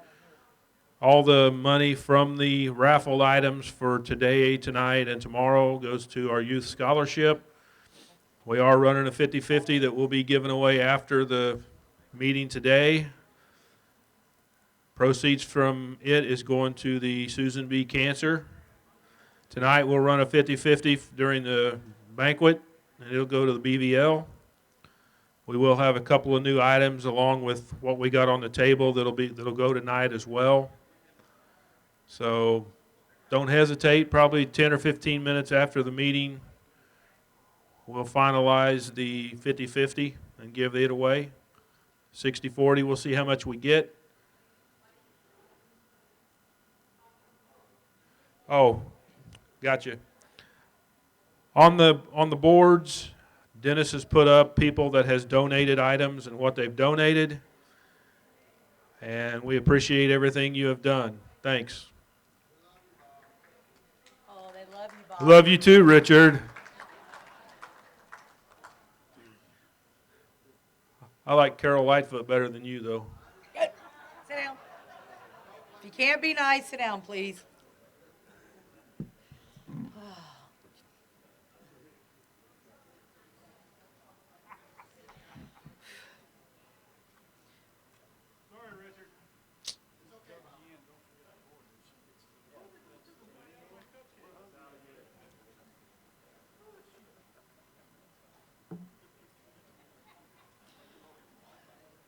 Well, now we're having cupcake thieves at the head table.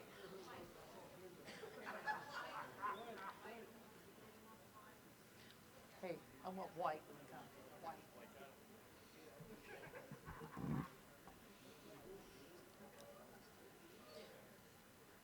And I always try and ask people in advance to do this stuff. I looked down at these ladies a minute ago and I said, you guys are going to pass out cupcakes in about 5 minutes. No notice, just you're going to pass out cupcakes.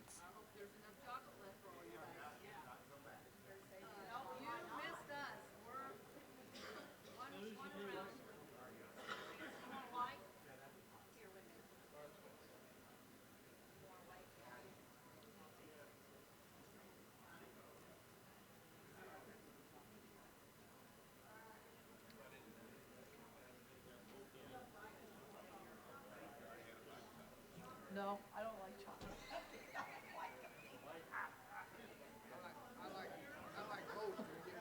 Did you get one?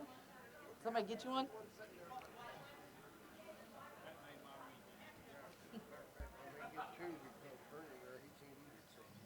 Oh, what a shame. He asked me if I wanted his, and I said, just make sure I get one. And he said, okay. I think I'm gonna get two. Huh?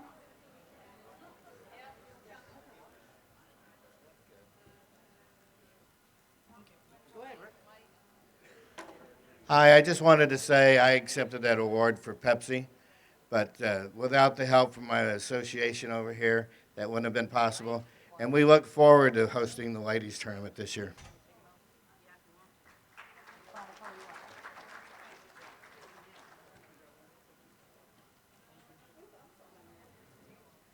Who needs white?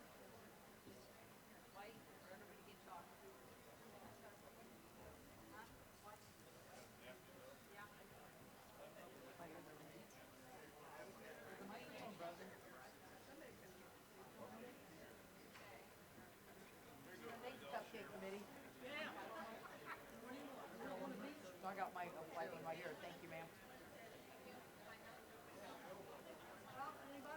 Did everybody get a cupcake that wanted a cupcake? We don't. Sean didn't get a cupcake.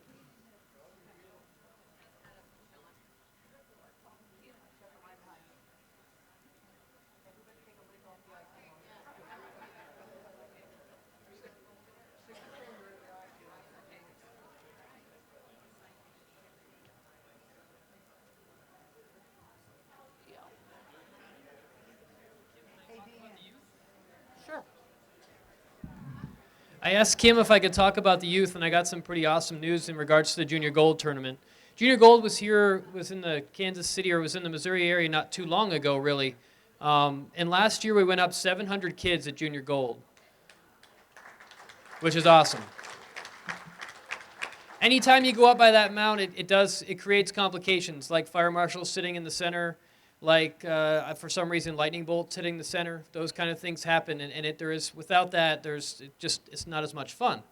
But with that being said, we're already scheduled to be up 300 bowlers again this year based on the 700 increase last year.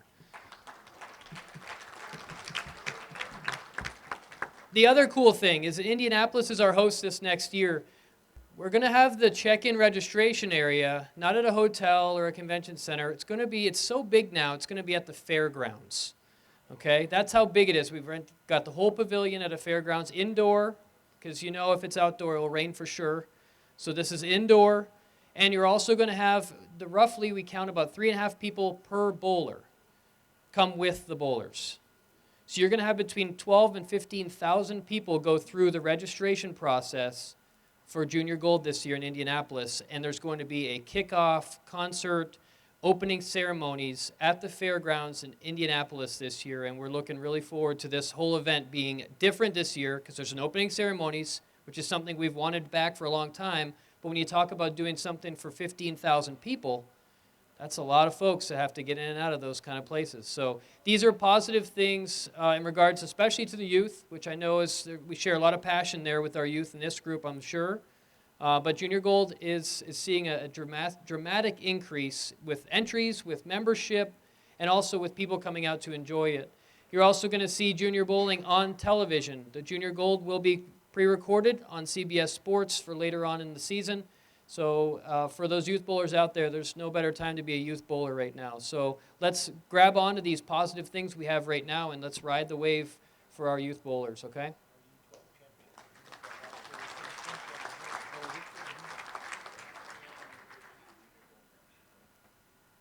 Is anyone going to Indianapolis? All right, right on. Oh, we have a question. Yes, ma'am.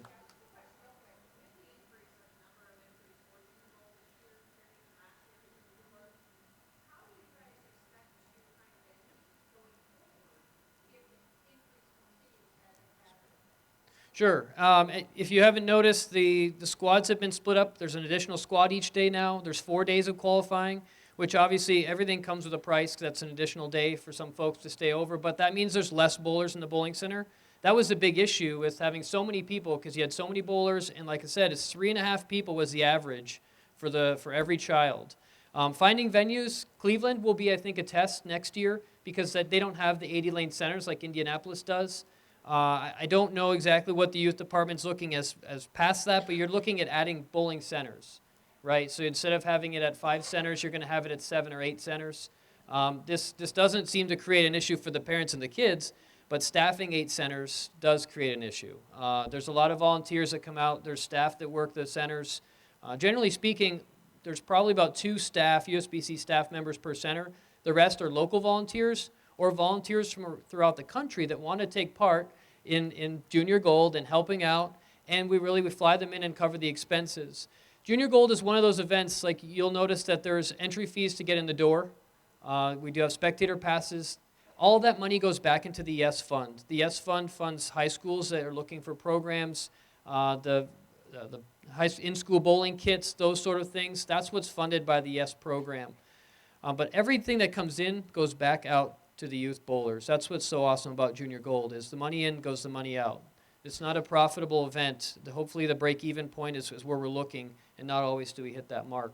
But yeah, the venues, the cities that are able to host this event, they do get smaller as the number continues to increase. Past Cleveland? To my knowledge, no. Nothing is past Cleveland as of right now that I know of. Yes, sir. Never mind? Okay. We're looking at Hawaii and Alaska, I think, are the next 2. We have a lot of people that say, yeah, Hawaii would be all right, but we might not get the 3.5 people per bowler that are going to come along with those kids, I can guarantee you. That was a joke.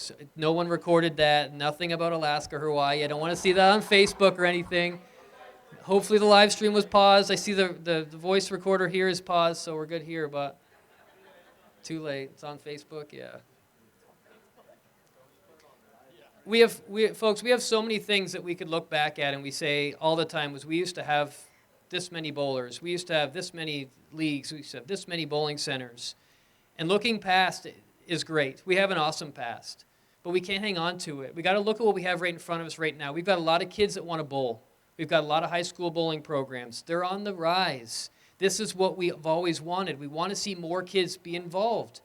The youth college bowlers, yeah, college programs are increasing. We just passed 200 schools.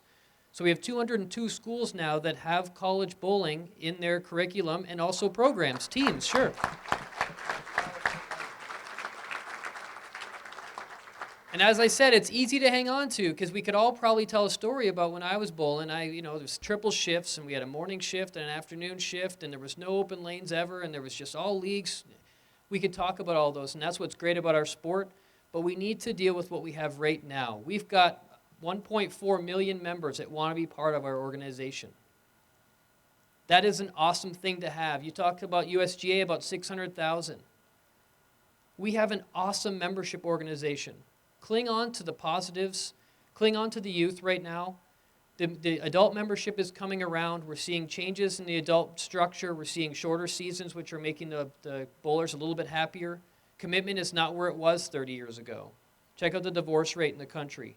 Commitment is not where it was 30 years ago, right? And I'm not picking at anybody. I'm just saying that it's different. Things are different. But we have things that are positive and hang on to, and that's the things we need to continue past when we look forward. Hang on to the positive things that we have. Talk about those things because we have a lot of positives in our sport. Any other questions about anything? I'm spoiling everything I have for tomorrow today. But that doesn't mean you don't have to come tomorrow. It'll be fun. Anything at all? Nothing? No complaints? I do complaints too, aside from Bob. Bob's not allowed to complain. Did anyone here go to the Go Bowling 400 race in Kansas City?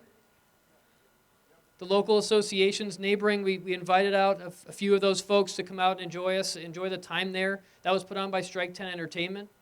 They're the ones that put that event on, that venue on. And it was an awesome event, but not only was it fun, it was great for bowling. They had bowling lanes set up. We were setting pins up for kids to come and bowl. We were giving them Bowlopolis stuff. We had Mike Albee there and Wes Malott were there with Strike 10 bowling on the lanes. It was really hot. So they endured a lot of heat that week. But anyone know who Gary Brown is? Director of Youth Development, right? Director of the Youth Department at USBC. He got burnt to a crisp. He was as red as the reddest T-shirt out here. His forehead, everything was red, but they were setting pins up for 9 hours, 10 hours a day for 2 days straight. A lot of youth come through there. A lot of bowling was on people's minds, and that's what it's all about. That's what Strike 10 does. They're a supporter of bowling.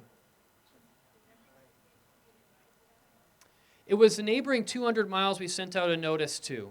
There was about 40 or 50 tickets we had access to. And that was just through Strike 10. They reached out to me because I was the regional manager in the area, and we had people come from as far as St. Louis and Omaha, places like that. They wanted to be involved. Yeah. Okay. Well, we have another race coming up, and they may have some additional tickets for this. It's the Hollywood Casino race. The Go Bowling is the secondary sponsor to that, so there may be some additional tickets there. So we'll be reaching out to neighboring associations again. This was just via email. So. The seats were good, I thought. The seats were kind of on the front. Anyone there they were very good? We were up a little higher, but you could see everything. And they had back seats. Yeah, they had back rests, so that was good. Real seats. Tom said real seats. And there was elevators, too. That was good.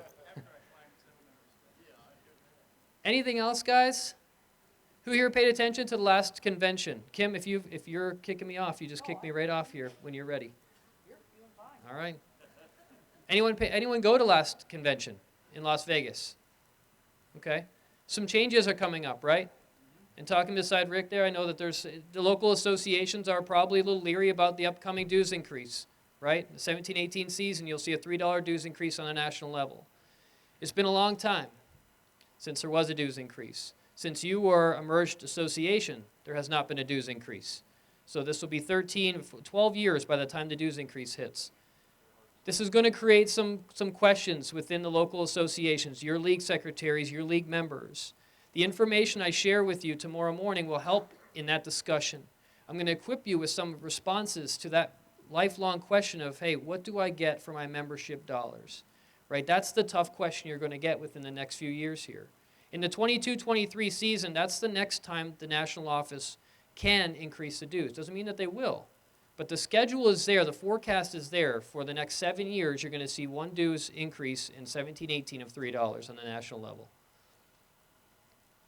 Everyone in this room, if your name is on WinLabs for a board of directors for a local association, in about 2 weeks, you'll receive an email from me. I will give you a copy of the presentation I give. I will give you a copy of the 4 or 5 videos that I provide on the presentation.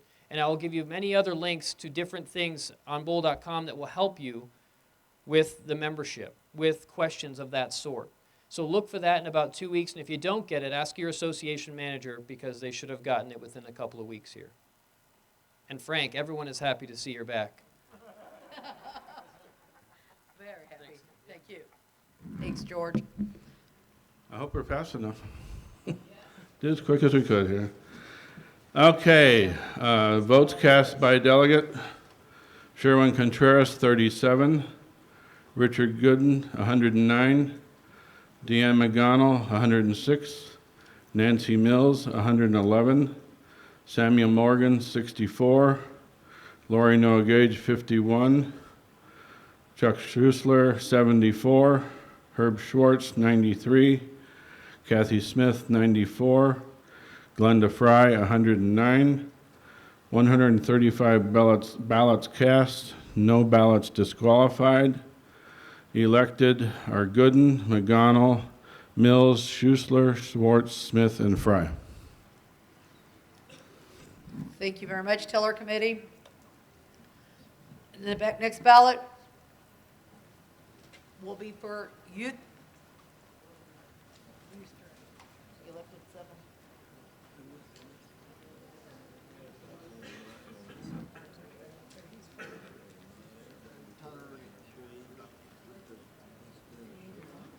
There's 7. Okay, you want to give your nominating Daryl for your youth? We have 3 nominations for youth directors. Bob Fields, Pleasant Hill, Missouri, Donald Ripitou, Columbia, Missouri, and Ron Mitchell, St. Louis. You will use ballot number 8. If you 3 would like to stand, Bob Fields, Don Ripitou, and Ron Mitchell. With Amendment 1 passing, you will vote for 2 of these, will be elected and will serve, and the top 2 vote will serve on the board. Please mark with an X next to 2 of the candidates. You can vote for up to 2, no more than 2. Your ballot will be void if there are more than 2 names marked.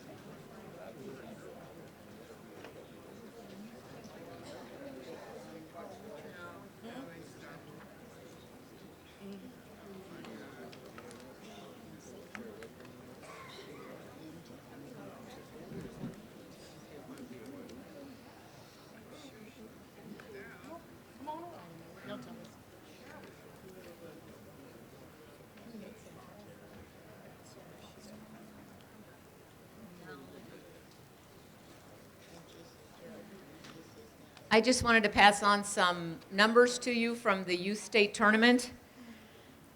This year we increased by 8 teams, 23 sets of doubles, and 46 people for singles event.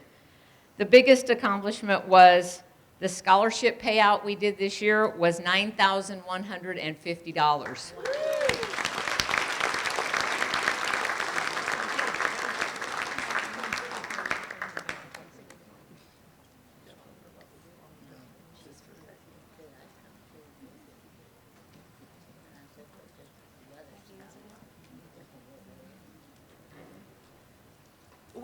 Earlier today, when we recognized our association managers, our local association managers, for a lot of you that have been involved for a lot of years, and even for the new ones, a lot of you will know him.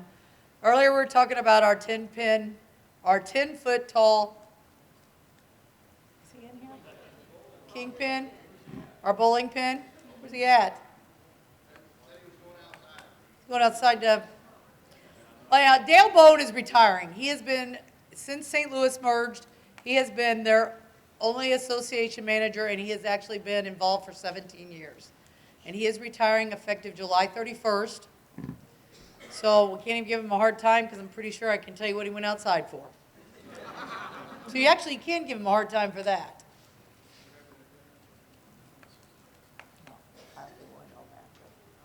You can spread that way. And we have St. Louis has hired a replacement. We're not going to call him Dale Jr. because somebody might think we're talking NASCAR. There you go. But it is David Roman, and he's the young man standing in the back of the room.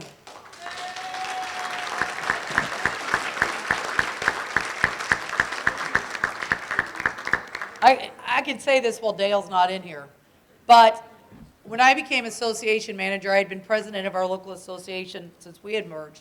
And I decided that I had been involved long enough. I was the last women's president, and I was the first president when we merged. So I decided I was done. And I said, I'm not running again for president. They said, will you serve on the board as a director? I said, I just don't really think that's fair to the new people coming in.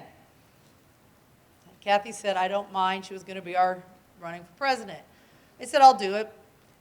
About 6 months into the term, we lost our association manager. She decided it was no longer her cup of tea. They said, will you do it, Kim? I thought, will I do it? I don't even know what I'm doing. So Connie says, call Dale. Well, I'm sure that when I'd call Dale and I'd say, Dale, I can't, or I don't know how do I get there? Now, Kim, he'd say, you go up and you take your cursor and you put it, do you see that, he'd say? And I thought I could see him thinking, oh. But Dale was a very good mentor. Now when somebody has a problem and they call me and I can't answer it, I say, let me give you Dale's phone number. So David, be prepared. Because when I can't help him, I try. Most of the time I can help him through it, but I'll say, we'll call Dale, so watch out. Dennis, you have a microphone. I do have it. Are you going to sing? I'm going to try. Frank's right, these things are hard to do. I'm going to acknowledge these guys tonight again, but for the benefit of those of you all who are not going to be with us tonight, George talked about them earlier. I've got a live stream team here today, and when I say team, you should have seen us last night and this morning getting things ready to go in here. And 3 tech guys talking 2 levels above my head, and I feel like I normally know what's going on back there, and all 3 mouths are moving, and I didn't understand how they were hearing anything each other was saying. Standing up on the platform, Ricky Matsko from InsideBowling.com, one of our places. Sitting behind the computer is Matt Turek and Shannon Younglove there. Thanks for being down here. And I'm not done with Matt yet. I'll talk about him in a second again. Back in the right-hand corner of the room, as you're looking back there, the CEO of Inside Bowling, Mike Flanagan, and his sidekick, Brian Burkhart. I appreciate them guys being here today. What you might not know, and this is really important for when we populate, or when we get people to work with us, and it's not just being on boards, but it's being in situations where you get them involved on committees and bring them in to help. they're bowlers. Every single one of them back there are, first. But they all have abilities that I noticed and grabbed and brought them in, because that's how we get things done. They're experts in their field of what they're doing right now, but they're bowlers first, and I'd like to show you an example of that up on the screen.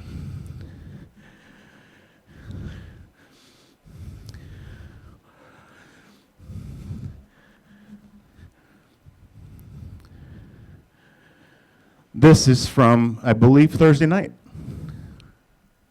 This is the guy sitting behind the computer right now getting ready to throw shot number 12. For the gusto, for the glory, the money show, and what they say in the industry. The whole taco, just don't throw a gutter ball. On delivery. Release the approach. Get there! Boom! Taking his time on the approach again.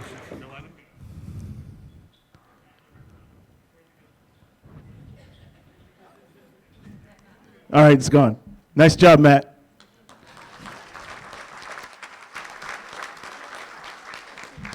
Thank you all for listening to that. Thank you, Mr. Filler Committee.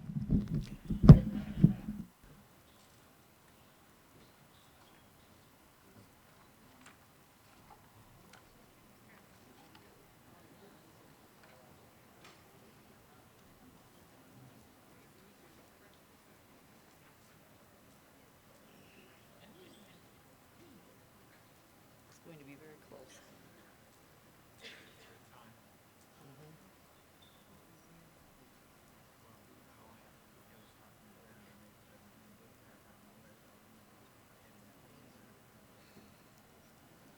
That's where we got in trouble last year, was because we were so late.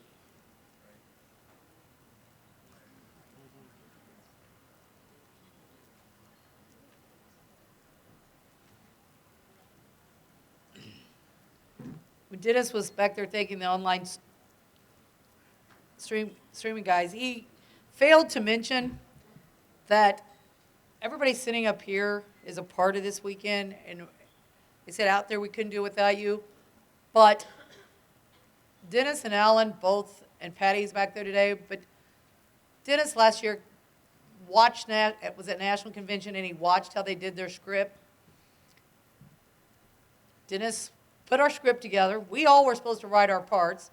Well, some of us struggle a little bit with writing.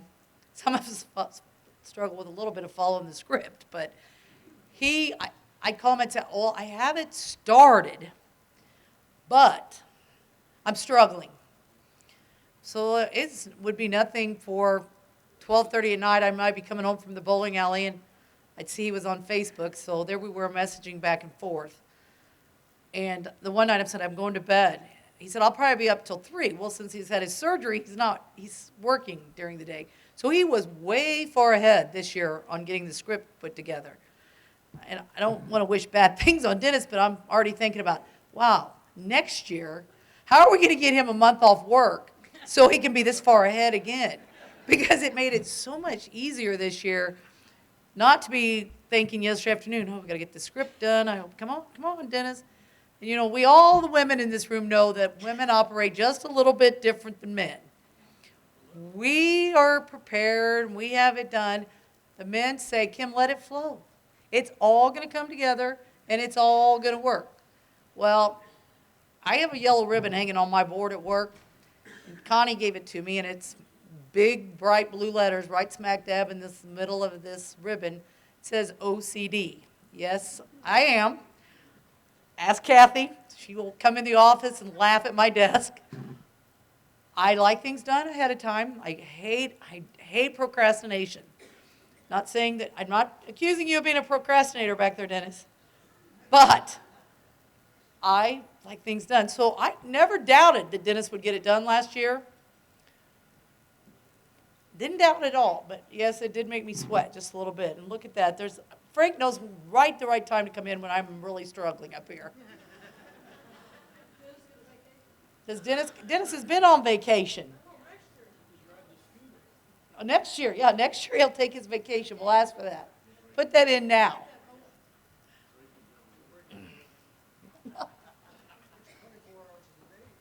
That's right.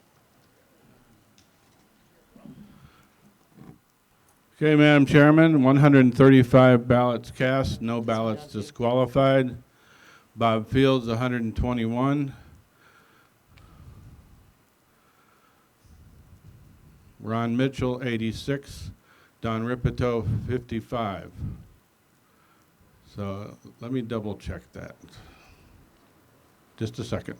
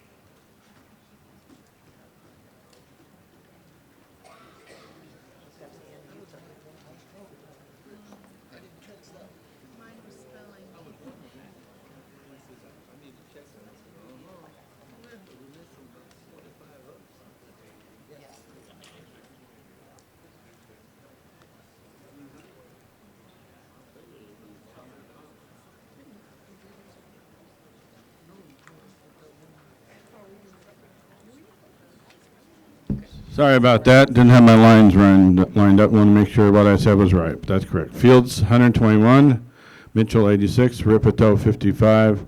Fields and Mitchell elected. Thank you.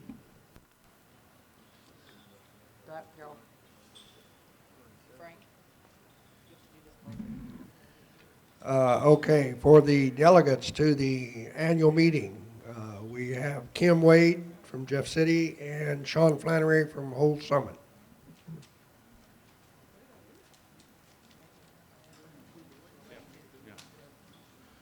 Okay, we have two slated. We elect two. Are there any nominations from the floor?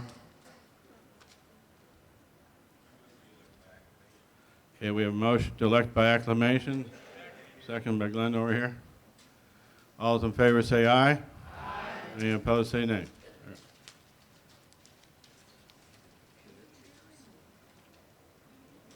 Right along. Okay, for alternates for the annual meeting, Frank Barnhart from St. Louis and Dennis Hacker from Prairieville.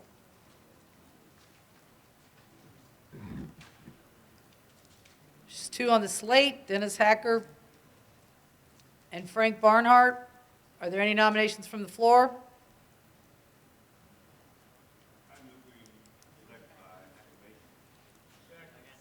A motion and a second to elect by acclamation Dennis Hacker and Frank Barnhart. All those in favor? Anyone opposed? I think you're done. Okay, that concludes the election of the officers. At this time, we would like to bring Tom Dawson forward with the report of the Youth Committee and the selection of the Youth Championship and the Pepsi Tournament.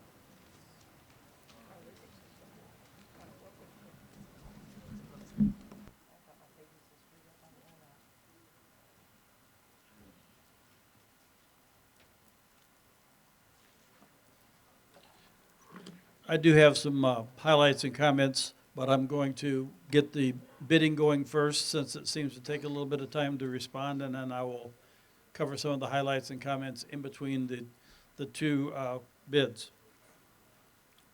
We typically elect or select the Youth Championship first. It's a longer, a little bit more prestigious, and probably generates a little more revenue, so that is the first one that we vote for.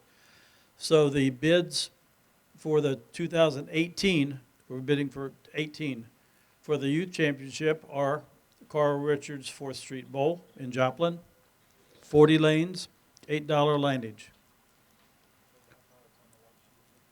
That's on a white sheet of paper. I have a different, oh, here it is. Okay. I use the same one you guys are using. Also, Salem and Coach Light, Salem Bowling Center and Coach Light in Salem and Rolla, that would be a split house. We have done it one other time, that's Scenic Rivers. We did it fairly successfully. They have 18 lanes for Salem, 16 for Coach Light, so the team would be at the 16-lane house and the singles and doubles would be at the 18-lane house. Their bid is $6 lineage. St. Charles Lanes in St. Charles, 32 lanes, $10 bid. Historically, going back, I can tell you that we just ran it in Jeffco at Imperial. Next year will be at Kansas City. Prior to that, in 15, it was here in Jeff City. Prior to that, it was Four Rivers. 2013 was Greater Kansas City. And in 2012, it was in St. Louis, if that helps you at all. The Youth Committee reserves the right to make a recommendation. However, the final decision is up to you, the delegates. The Youth Committee recommended Carl Richards, I think possibly because we haven't been there in probably 15 or 20 years. And that was just their feelings. But ultimately, it's in your hands. And now everyone gets to vote, not just the youth directors. So. You will be using ballot 11. Just mark an X on the center of your choice. More than one X will void your ballot.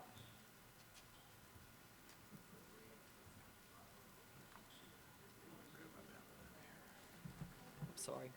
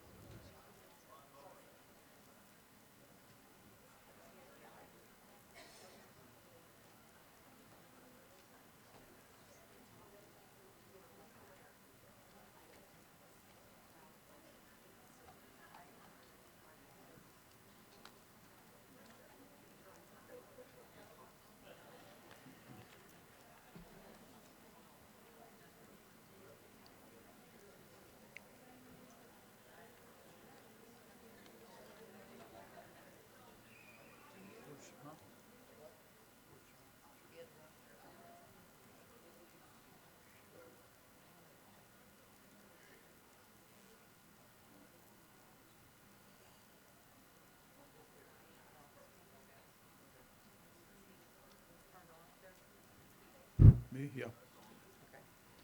Okay, I want to go over a couple of things here. Youth committee related. First of all, if you're on my youth committee, could you please stand up and be recognized? I'm sorry I didn't bring the list.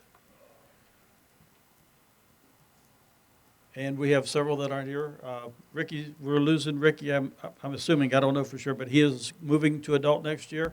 Robbie is not here, I don't think. He is going off to college, so we're losing two of the kids. Christy, thank you so much for stepping up and being secretary this year. You did a great job. We're here to preserve what we have built over these years for the kids. The committee works very well together. Some of the things we that we can address are when rules need to be changed or modified. Not too long ago, we raised the basis for the handicap. Many of the kids are shooting over 210 averages now, so we raised the basis up there. I'm in between where the Pepsi and the youth were this year, so I made 2 trips to each one, and I really went there just so I could talk to the parents and let them know who we are, what we're about. And if you have a problem, we got to know. We can't fix something we don't know is broken. I got nothing but rave compliments on Deanne and Bob both. By the way, how many of you went to Pepsi? You may not have known it. This is the first state tournament Bob ran. Bob did an outstanding job. He had accolades on Facebook. Deanne always has great accolades. We have a strong team. We have a really strong team. Like Deanne said, over $9,000 in scholarships. Just 3 years ago, we were only doing it on singles, weren't we, Deanne? And a parent said, gosh, why can't we do team? And years ago, we did. And so the committee said, we don't care. Deanne, can you do it? She said, it's just another spreadsheet. And so now just another spreadsheet is turned to an optional singles event, doubles event, just your score in doubles, team event, and recently all events, right? So she's got just four additional spreadsheets. And by the way, the WinLab software doesn't really do this. She has to put these in the spreadsheets afterwards. She just is 100% for the kids. Bob is the same way. And the tournament committee is recommending both of them as our tournament directors next year. I feel safe that I can say unanimously the youth committee will approve them. We're very proud of them and the jobs that they've done. Pepsi went up 61 bowlers this year. And Deanne already told you the increase of the youth, that was great. The one statistic we have never really tried to keep track of is, do we really get more in a big metropolitan area than an outlying area? I don't know that, but it was really positive, and we like the fact that we did increase it this year. By the way, a lot of you, St. Louis included, every year we lose a predictable percentage of bowlers. This year, I think we increased overall statewide youth membership is up 79 bowlers. So the youth are growing. They are our future. At some point in time, we may be able to predict that we will quit bleeding bowlers because the youth, if they keep growing, bringing their friends on, getting more and more people in the high school. Thanks for all you, Jordan and Michelle, all you guys are doing, and all the other high school coaches. You're doing a great job. I want to remind you that the Pepsi forms this year were mailed to the associations, and that's not what we had done in the past. But the association managers, for the most part, did get them out to the centers. So please be advised, you're going to get them again this year. So get them out to your centers as soon as you can so that the youth directors in the centers can prepare. And if there's a problem on a certain week of doing the qualifying, that they'll have time to get permission to do it at a different date. Okay, we got results. Okay, 133 ballots cast. 1 ballot was disqualified. Somebody used ballot number 12 and voted for the one center on that ballot that's not on the other ballot. So. Carl Richards, 4th Street Bowl, 87. Salem, 34. St. Charles Lanes, 11. So Carl Richards has a majority, so no second ballot. Thank you, Frank. So we'll be going to Carl Richards Bowl in Joplin in 2018. My teams went down. When Open was there, we had a great time. Great staff down there. Okay, next we're going to vote for the 2018 Pepsi Championship. We had 4 votes. I should back up. Years ago, we used to pare it down and just give you like 2 or 3 to choose from, and then people complained about that. Unfortunately, the numbers of bids have declined in recent years. So what we do now is we've given you every bid that is valid. We did have one Pepsi bid that was not valid. To be a Pepsi state house, you have to be a nationally registered Pepsi pouring center. So we had one bid that is not that. We will maybe make that more clear on the bid letter as it applies to Pepsi. You must be Pepsi pouring at the time of your bid and at the time of the event. So you're looking at committing to 2 years, or at least re-upping in 2 years. The other 3 they meet that criteria.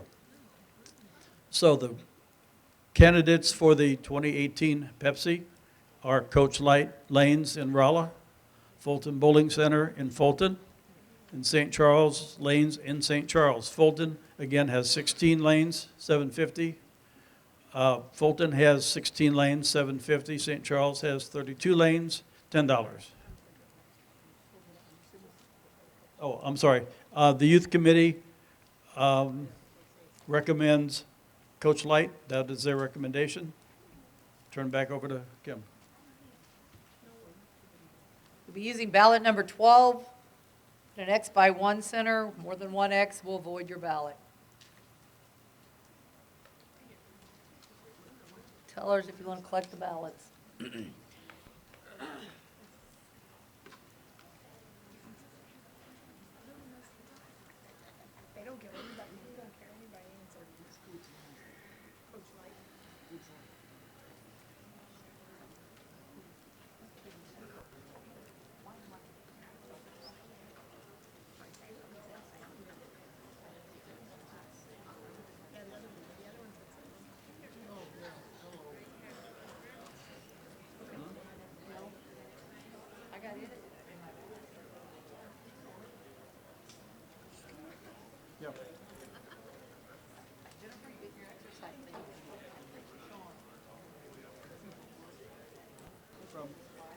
From Pepsi and our collective or just Pepsi? Okay,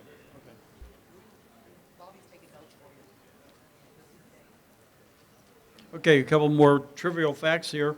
The Pepsi scholarship amounted to a little over $9,400. That was both from the national donation from Pepsi as well as the awards fees collected as part of your entry fee.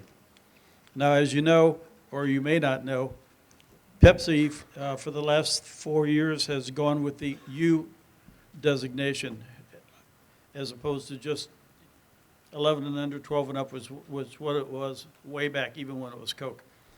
So it's U8, U10, U12, U15, and U20. So the kids that are U12 or older bowl 6 games. The kids that are U8 and U10 only bowl 3 games. By the way, Bob said when it gets the beginning of the season, if you need your Pepsi stuff, feel free to contact him. If you can't get a hold of Sean, and he will get you stuff, he can email them out to you too. But Sean will be mailing actually hard copies to all of the associations. I want to remind you that there is a breakout session following lunch, and I'm not sure the name of the room, but if you go on the other side of the, pardon? It's Carnegie, and it's behind the restaurant on that side, and it's across from Lincoln because that's where we met yesterday.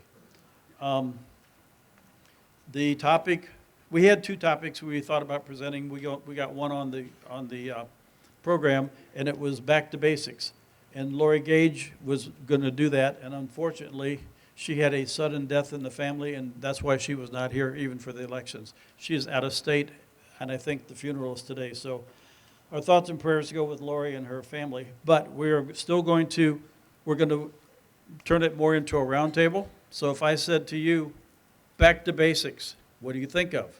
In my case, I think about fixing a problem with a bowler because I've been coaching for 28 years. If you're a proprietor, you might think of back to basics is, gosh, how do I get my program built back up? That kind of stuff. So we're going to kick around ideas, share experiences, share questions and answers. We also have a couple people bringing comments on things that worked well for their program. Ron in particular is a 12-lane house.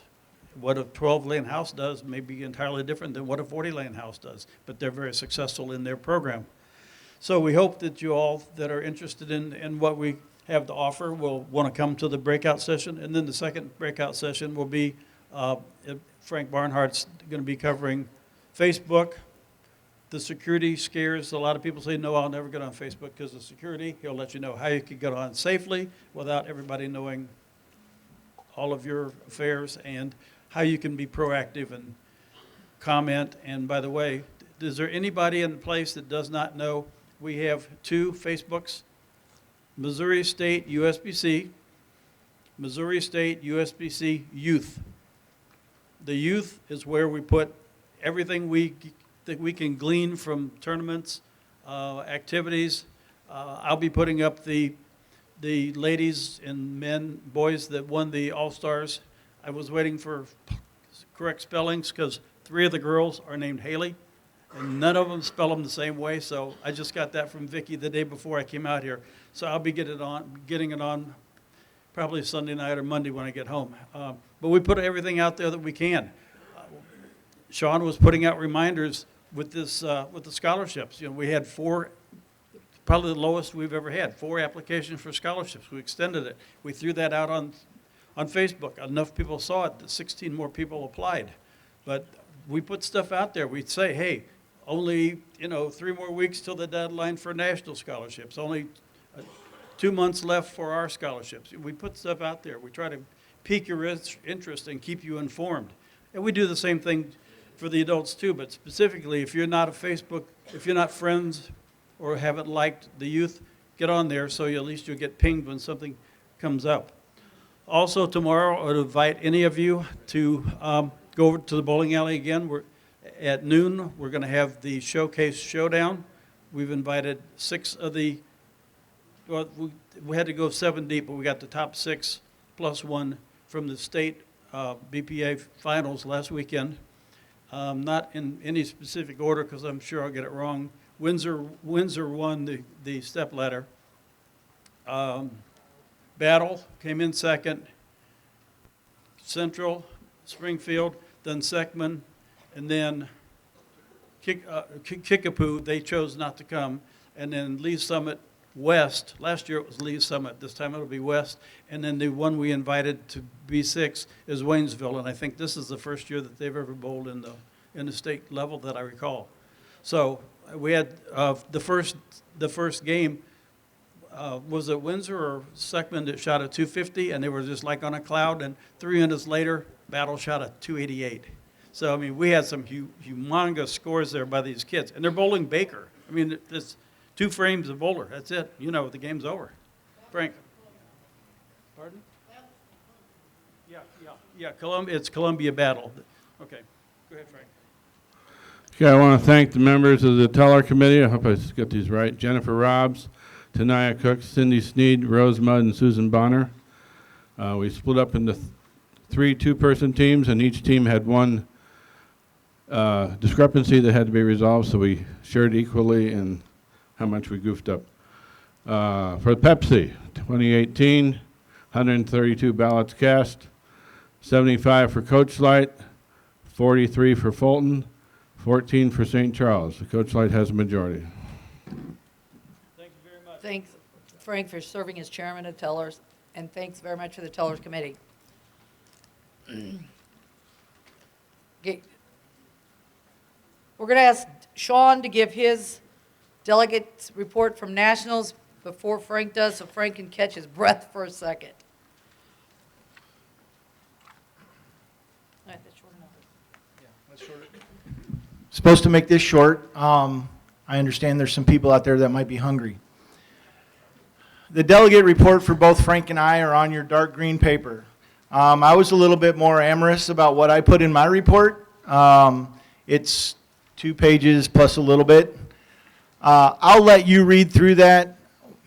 Being my first convention, it was very exciting. I enjoyed all the activities that they had going on. I took part in the State Association Managers Roundtable meeting. Got to sit with some members of states who are not merged. Listen to what they have to say about that process and what's going to be coming. We're very fortunate that we only have a few smaller associations that have not yet merged. The merger vote was a very, very heated, passionate, I guess is a better word, discussion. There were a lot of pros, cons, both ways, and I could see their points of view from where they were coming from. But for the USBC, I think we're moving in the right direction. I think those states, once they see states like ours who have been able to go through the merger and come out as successful as we are will be a benefit to us as a national group. There were a number of bylaw amendments that were brought up, a little less involved, all for the betterment of what we do. But if you have any questions about the convention or what you're reading in that report, please come and talk to me. I'd be excited to talk to you about it. It was a great experience, just the convention, and then of course being first time in Las Vegas. What goes on in Vegas stays in Vegas. Frank?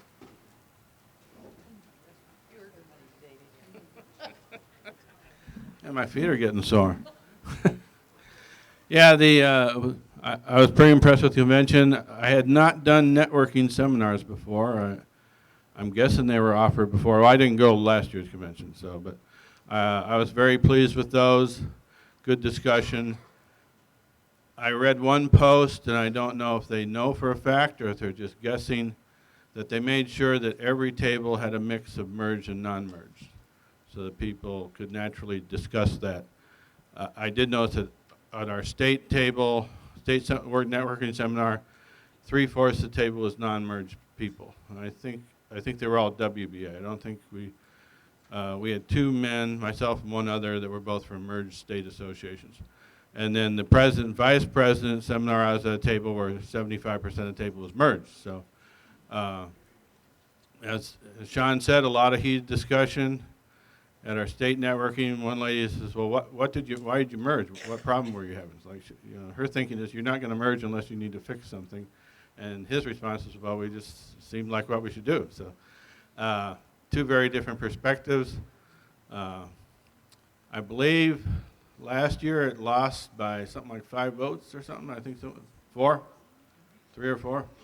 And I saw someone post online that passed by 4 this year, but I calculated it at 16, but still pretty close. But that's by August 1, 2018. I've heard rumors there will be an amendment next year to attempt to rescind it or extend that deadline, but my guess is that won't go anywhere. Although if they give them until 2019, that's fine with me. I think it's going to let us move forward. I understand because back when we originally merged at the national level, the promise there was nobody be forced to merge, and now there was a proposal from, I think, 4 different locals, or maybe locals and states, to require a merger. So hopefully the people who are upset about it will not leave. I know that's the fear they have, is that their volunteers at their non-merged boards will be unhappy with having the merge, and they will not be involved in the new merge group. But hopefully that proves not to be the case. The dues amendment was not as heated. There was a lot of, there was one whole seminar put on by Chad Murphy, where basically talked about how USBC was spending money, how much they've already cut. He gave a lot of good explanation of their finances. So made people realize there's not any waste going on right now. There's no more waste to cut. And I was glad to see back pre-merger, and I can only speak to ABC because I didn't follow WIBC closely. I did make it to the last WIBC convention, but the ABC pattern is they would increase dues a little bit every so often, but there would be a vote to increase the cap spaced further apart. So, the vote wasn't to increase the dues, it was to increase the cap, and which is what this was. Since the merger, every vote has been for just like $1 or $2, and if that passed, that's what was going to, it was an increase in the cap, but everybody knew if it passed, that's what was going to go into effect, and nobody trusted National to give them a bigger cap increase, because they figured, well, they're just going to raise the dues $5 if we raise the cap $5. Well, they're on record now, that's not going to happen. The cap went up $5, and I think it's what, $2 increase? $3 increase year after next. And then they're promising no more increase for a minimum of 5 years after that. So, and a lot of the money is now going into technology. Online, new bowl.com rolling out that'll handle mobile apps a lot better. So I think people are going to be pleased with what they see. Hopefully it's our job to show value for the money being spent. bottom line. You need to show the members value for their dollar. If anybody has any other questions, I don't think I asked earlier if we had any, affiliate associations? No, not merged, ones that, I don't think we do in Missouri. George was kind of well, I doubt very much, but I think that's, so maybe we're the only state, George. Maybe we're the only state without any affiliates. But yeah, he says there's 1,200 affiliate associations total, so if we don't have any, that's statistically unusual. But there was a weird proposal on that as defeated. If you want to know more about that, I can explain it to you. But it will be in Las Vegas next year in conjunction with the Open. This year was in Las Vegas in conjunction with the women. It will be start a day earlier, same day of April. They've not announced the site for 2018, but they have said it will be in conjunction with one of the tournaments. So that's what they're trying for. So I know the people out east would like to see a convention out east. So I don't know if that might mean the convention goes to Syracuse, but we'll find out.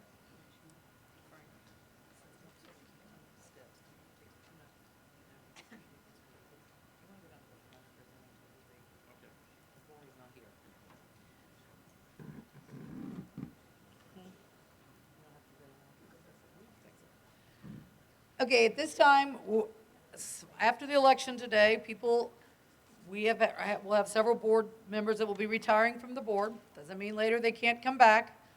But as you know, people that serve on this board as a volunteer and hopefully are fulfilled by what they get to do while they're here. However, it's always nice to say thanks to those board members. So Frank is doing it down there so that some of them don't have to climb the steps. This year, retiring from the board, there will be 4, actually, Lori Gage is not here. Her certificate, we'll send it home with some of the St. Joe. We'd like to recognize the three board members, Marcella Ballou, Sam Morgan, and Don Ripito. The certificate says, Missouri State USBC Association Certificate of Appreciation, presented to each one of their names for your dedication and commitment to the sport of bowling and the bowlers of Missouri. With grateful thanks for an outstanding service to the Missouri State USBC, given this day, the 4th day of June, 2016. Let's give those guys and ladies a round of applause.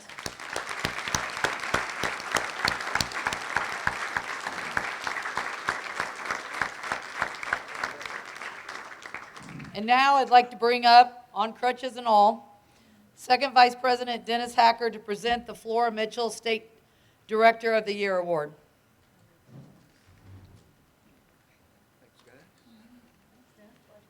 Yeah, I'm glad I could join you too. I'll go ahead and bring this up here. All right, thanks. The people in front of this room, as we just talked about, serve the bowlers of Missouri selflessly. They are, however, specifically ineligible for the awards that we started out with this morning, the Volunteers of the Year and the Bowlers of the Year and whatnot, even though they might go above and beyond at a local level as well as at the state level.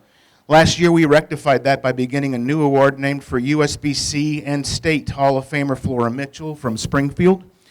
She was here last year to present her award the first time, and it's my pleasure to continue that tradition in her stead this year. The 2015-16 year has been a challenge for all of us. We lost the 10 years of experience we had in Connie as our association manager. And believe me, putting this event together is a monumental task. Without the valuable assistance of this director, I'm not sure we would have pulled it off. My hope is that everybody was watching very carefully and taking some notes. The recipient of the 2016 Flora Mitchell Missouri State USBC Director of the Year is Glenda Fry.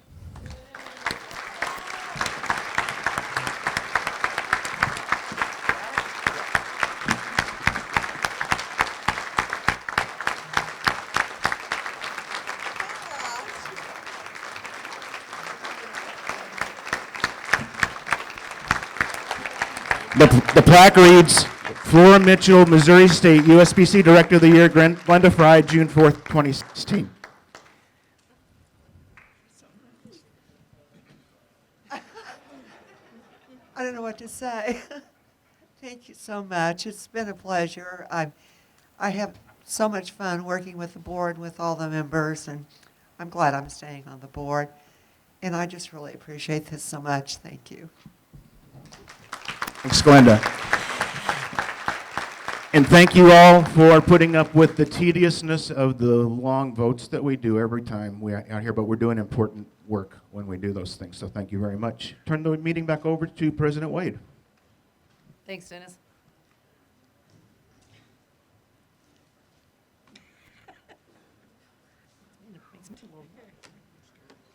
Made me a little nervous there, those crutches.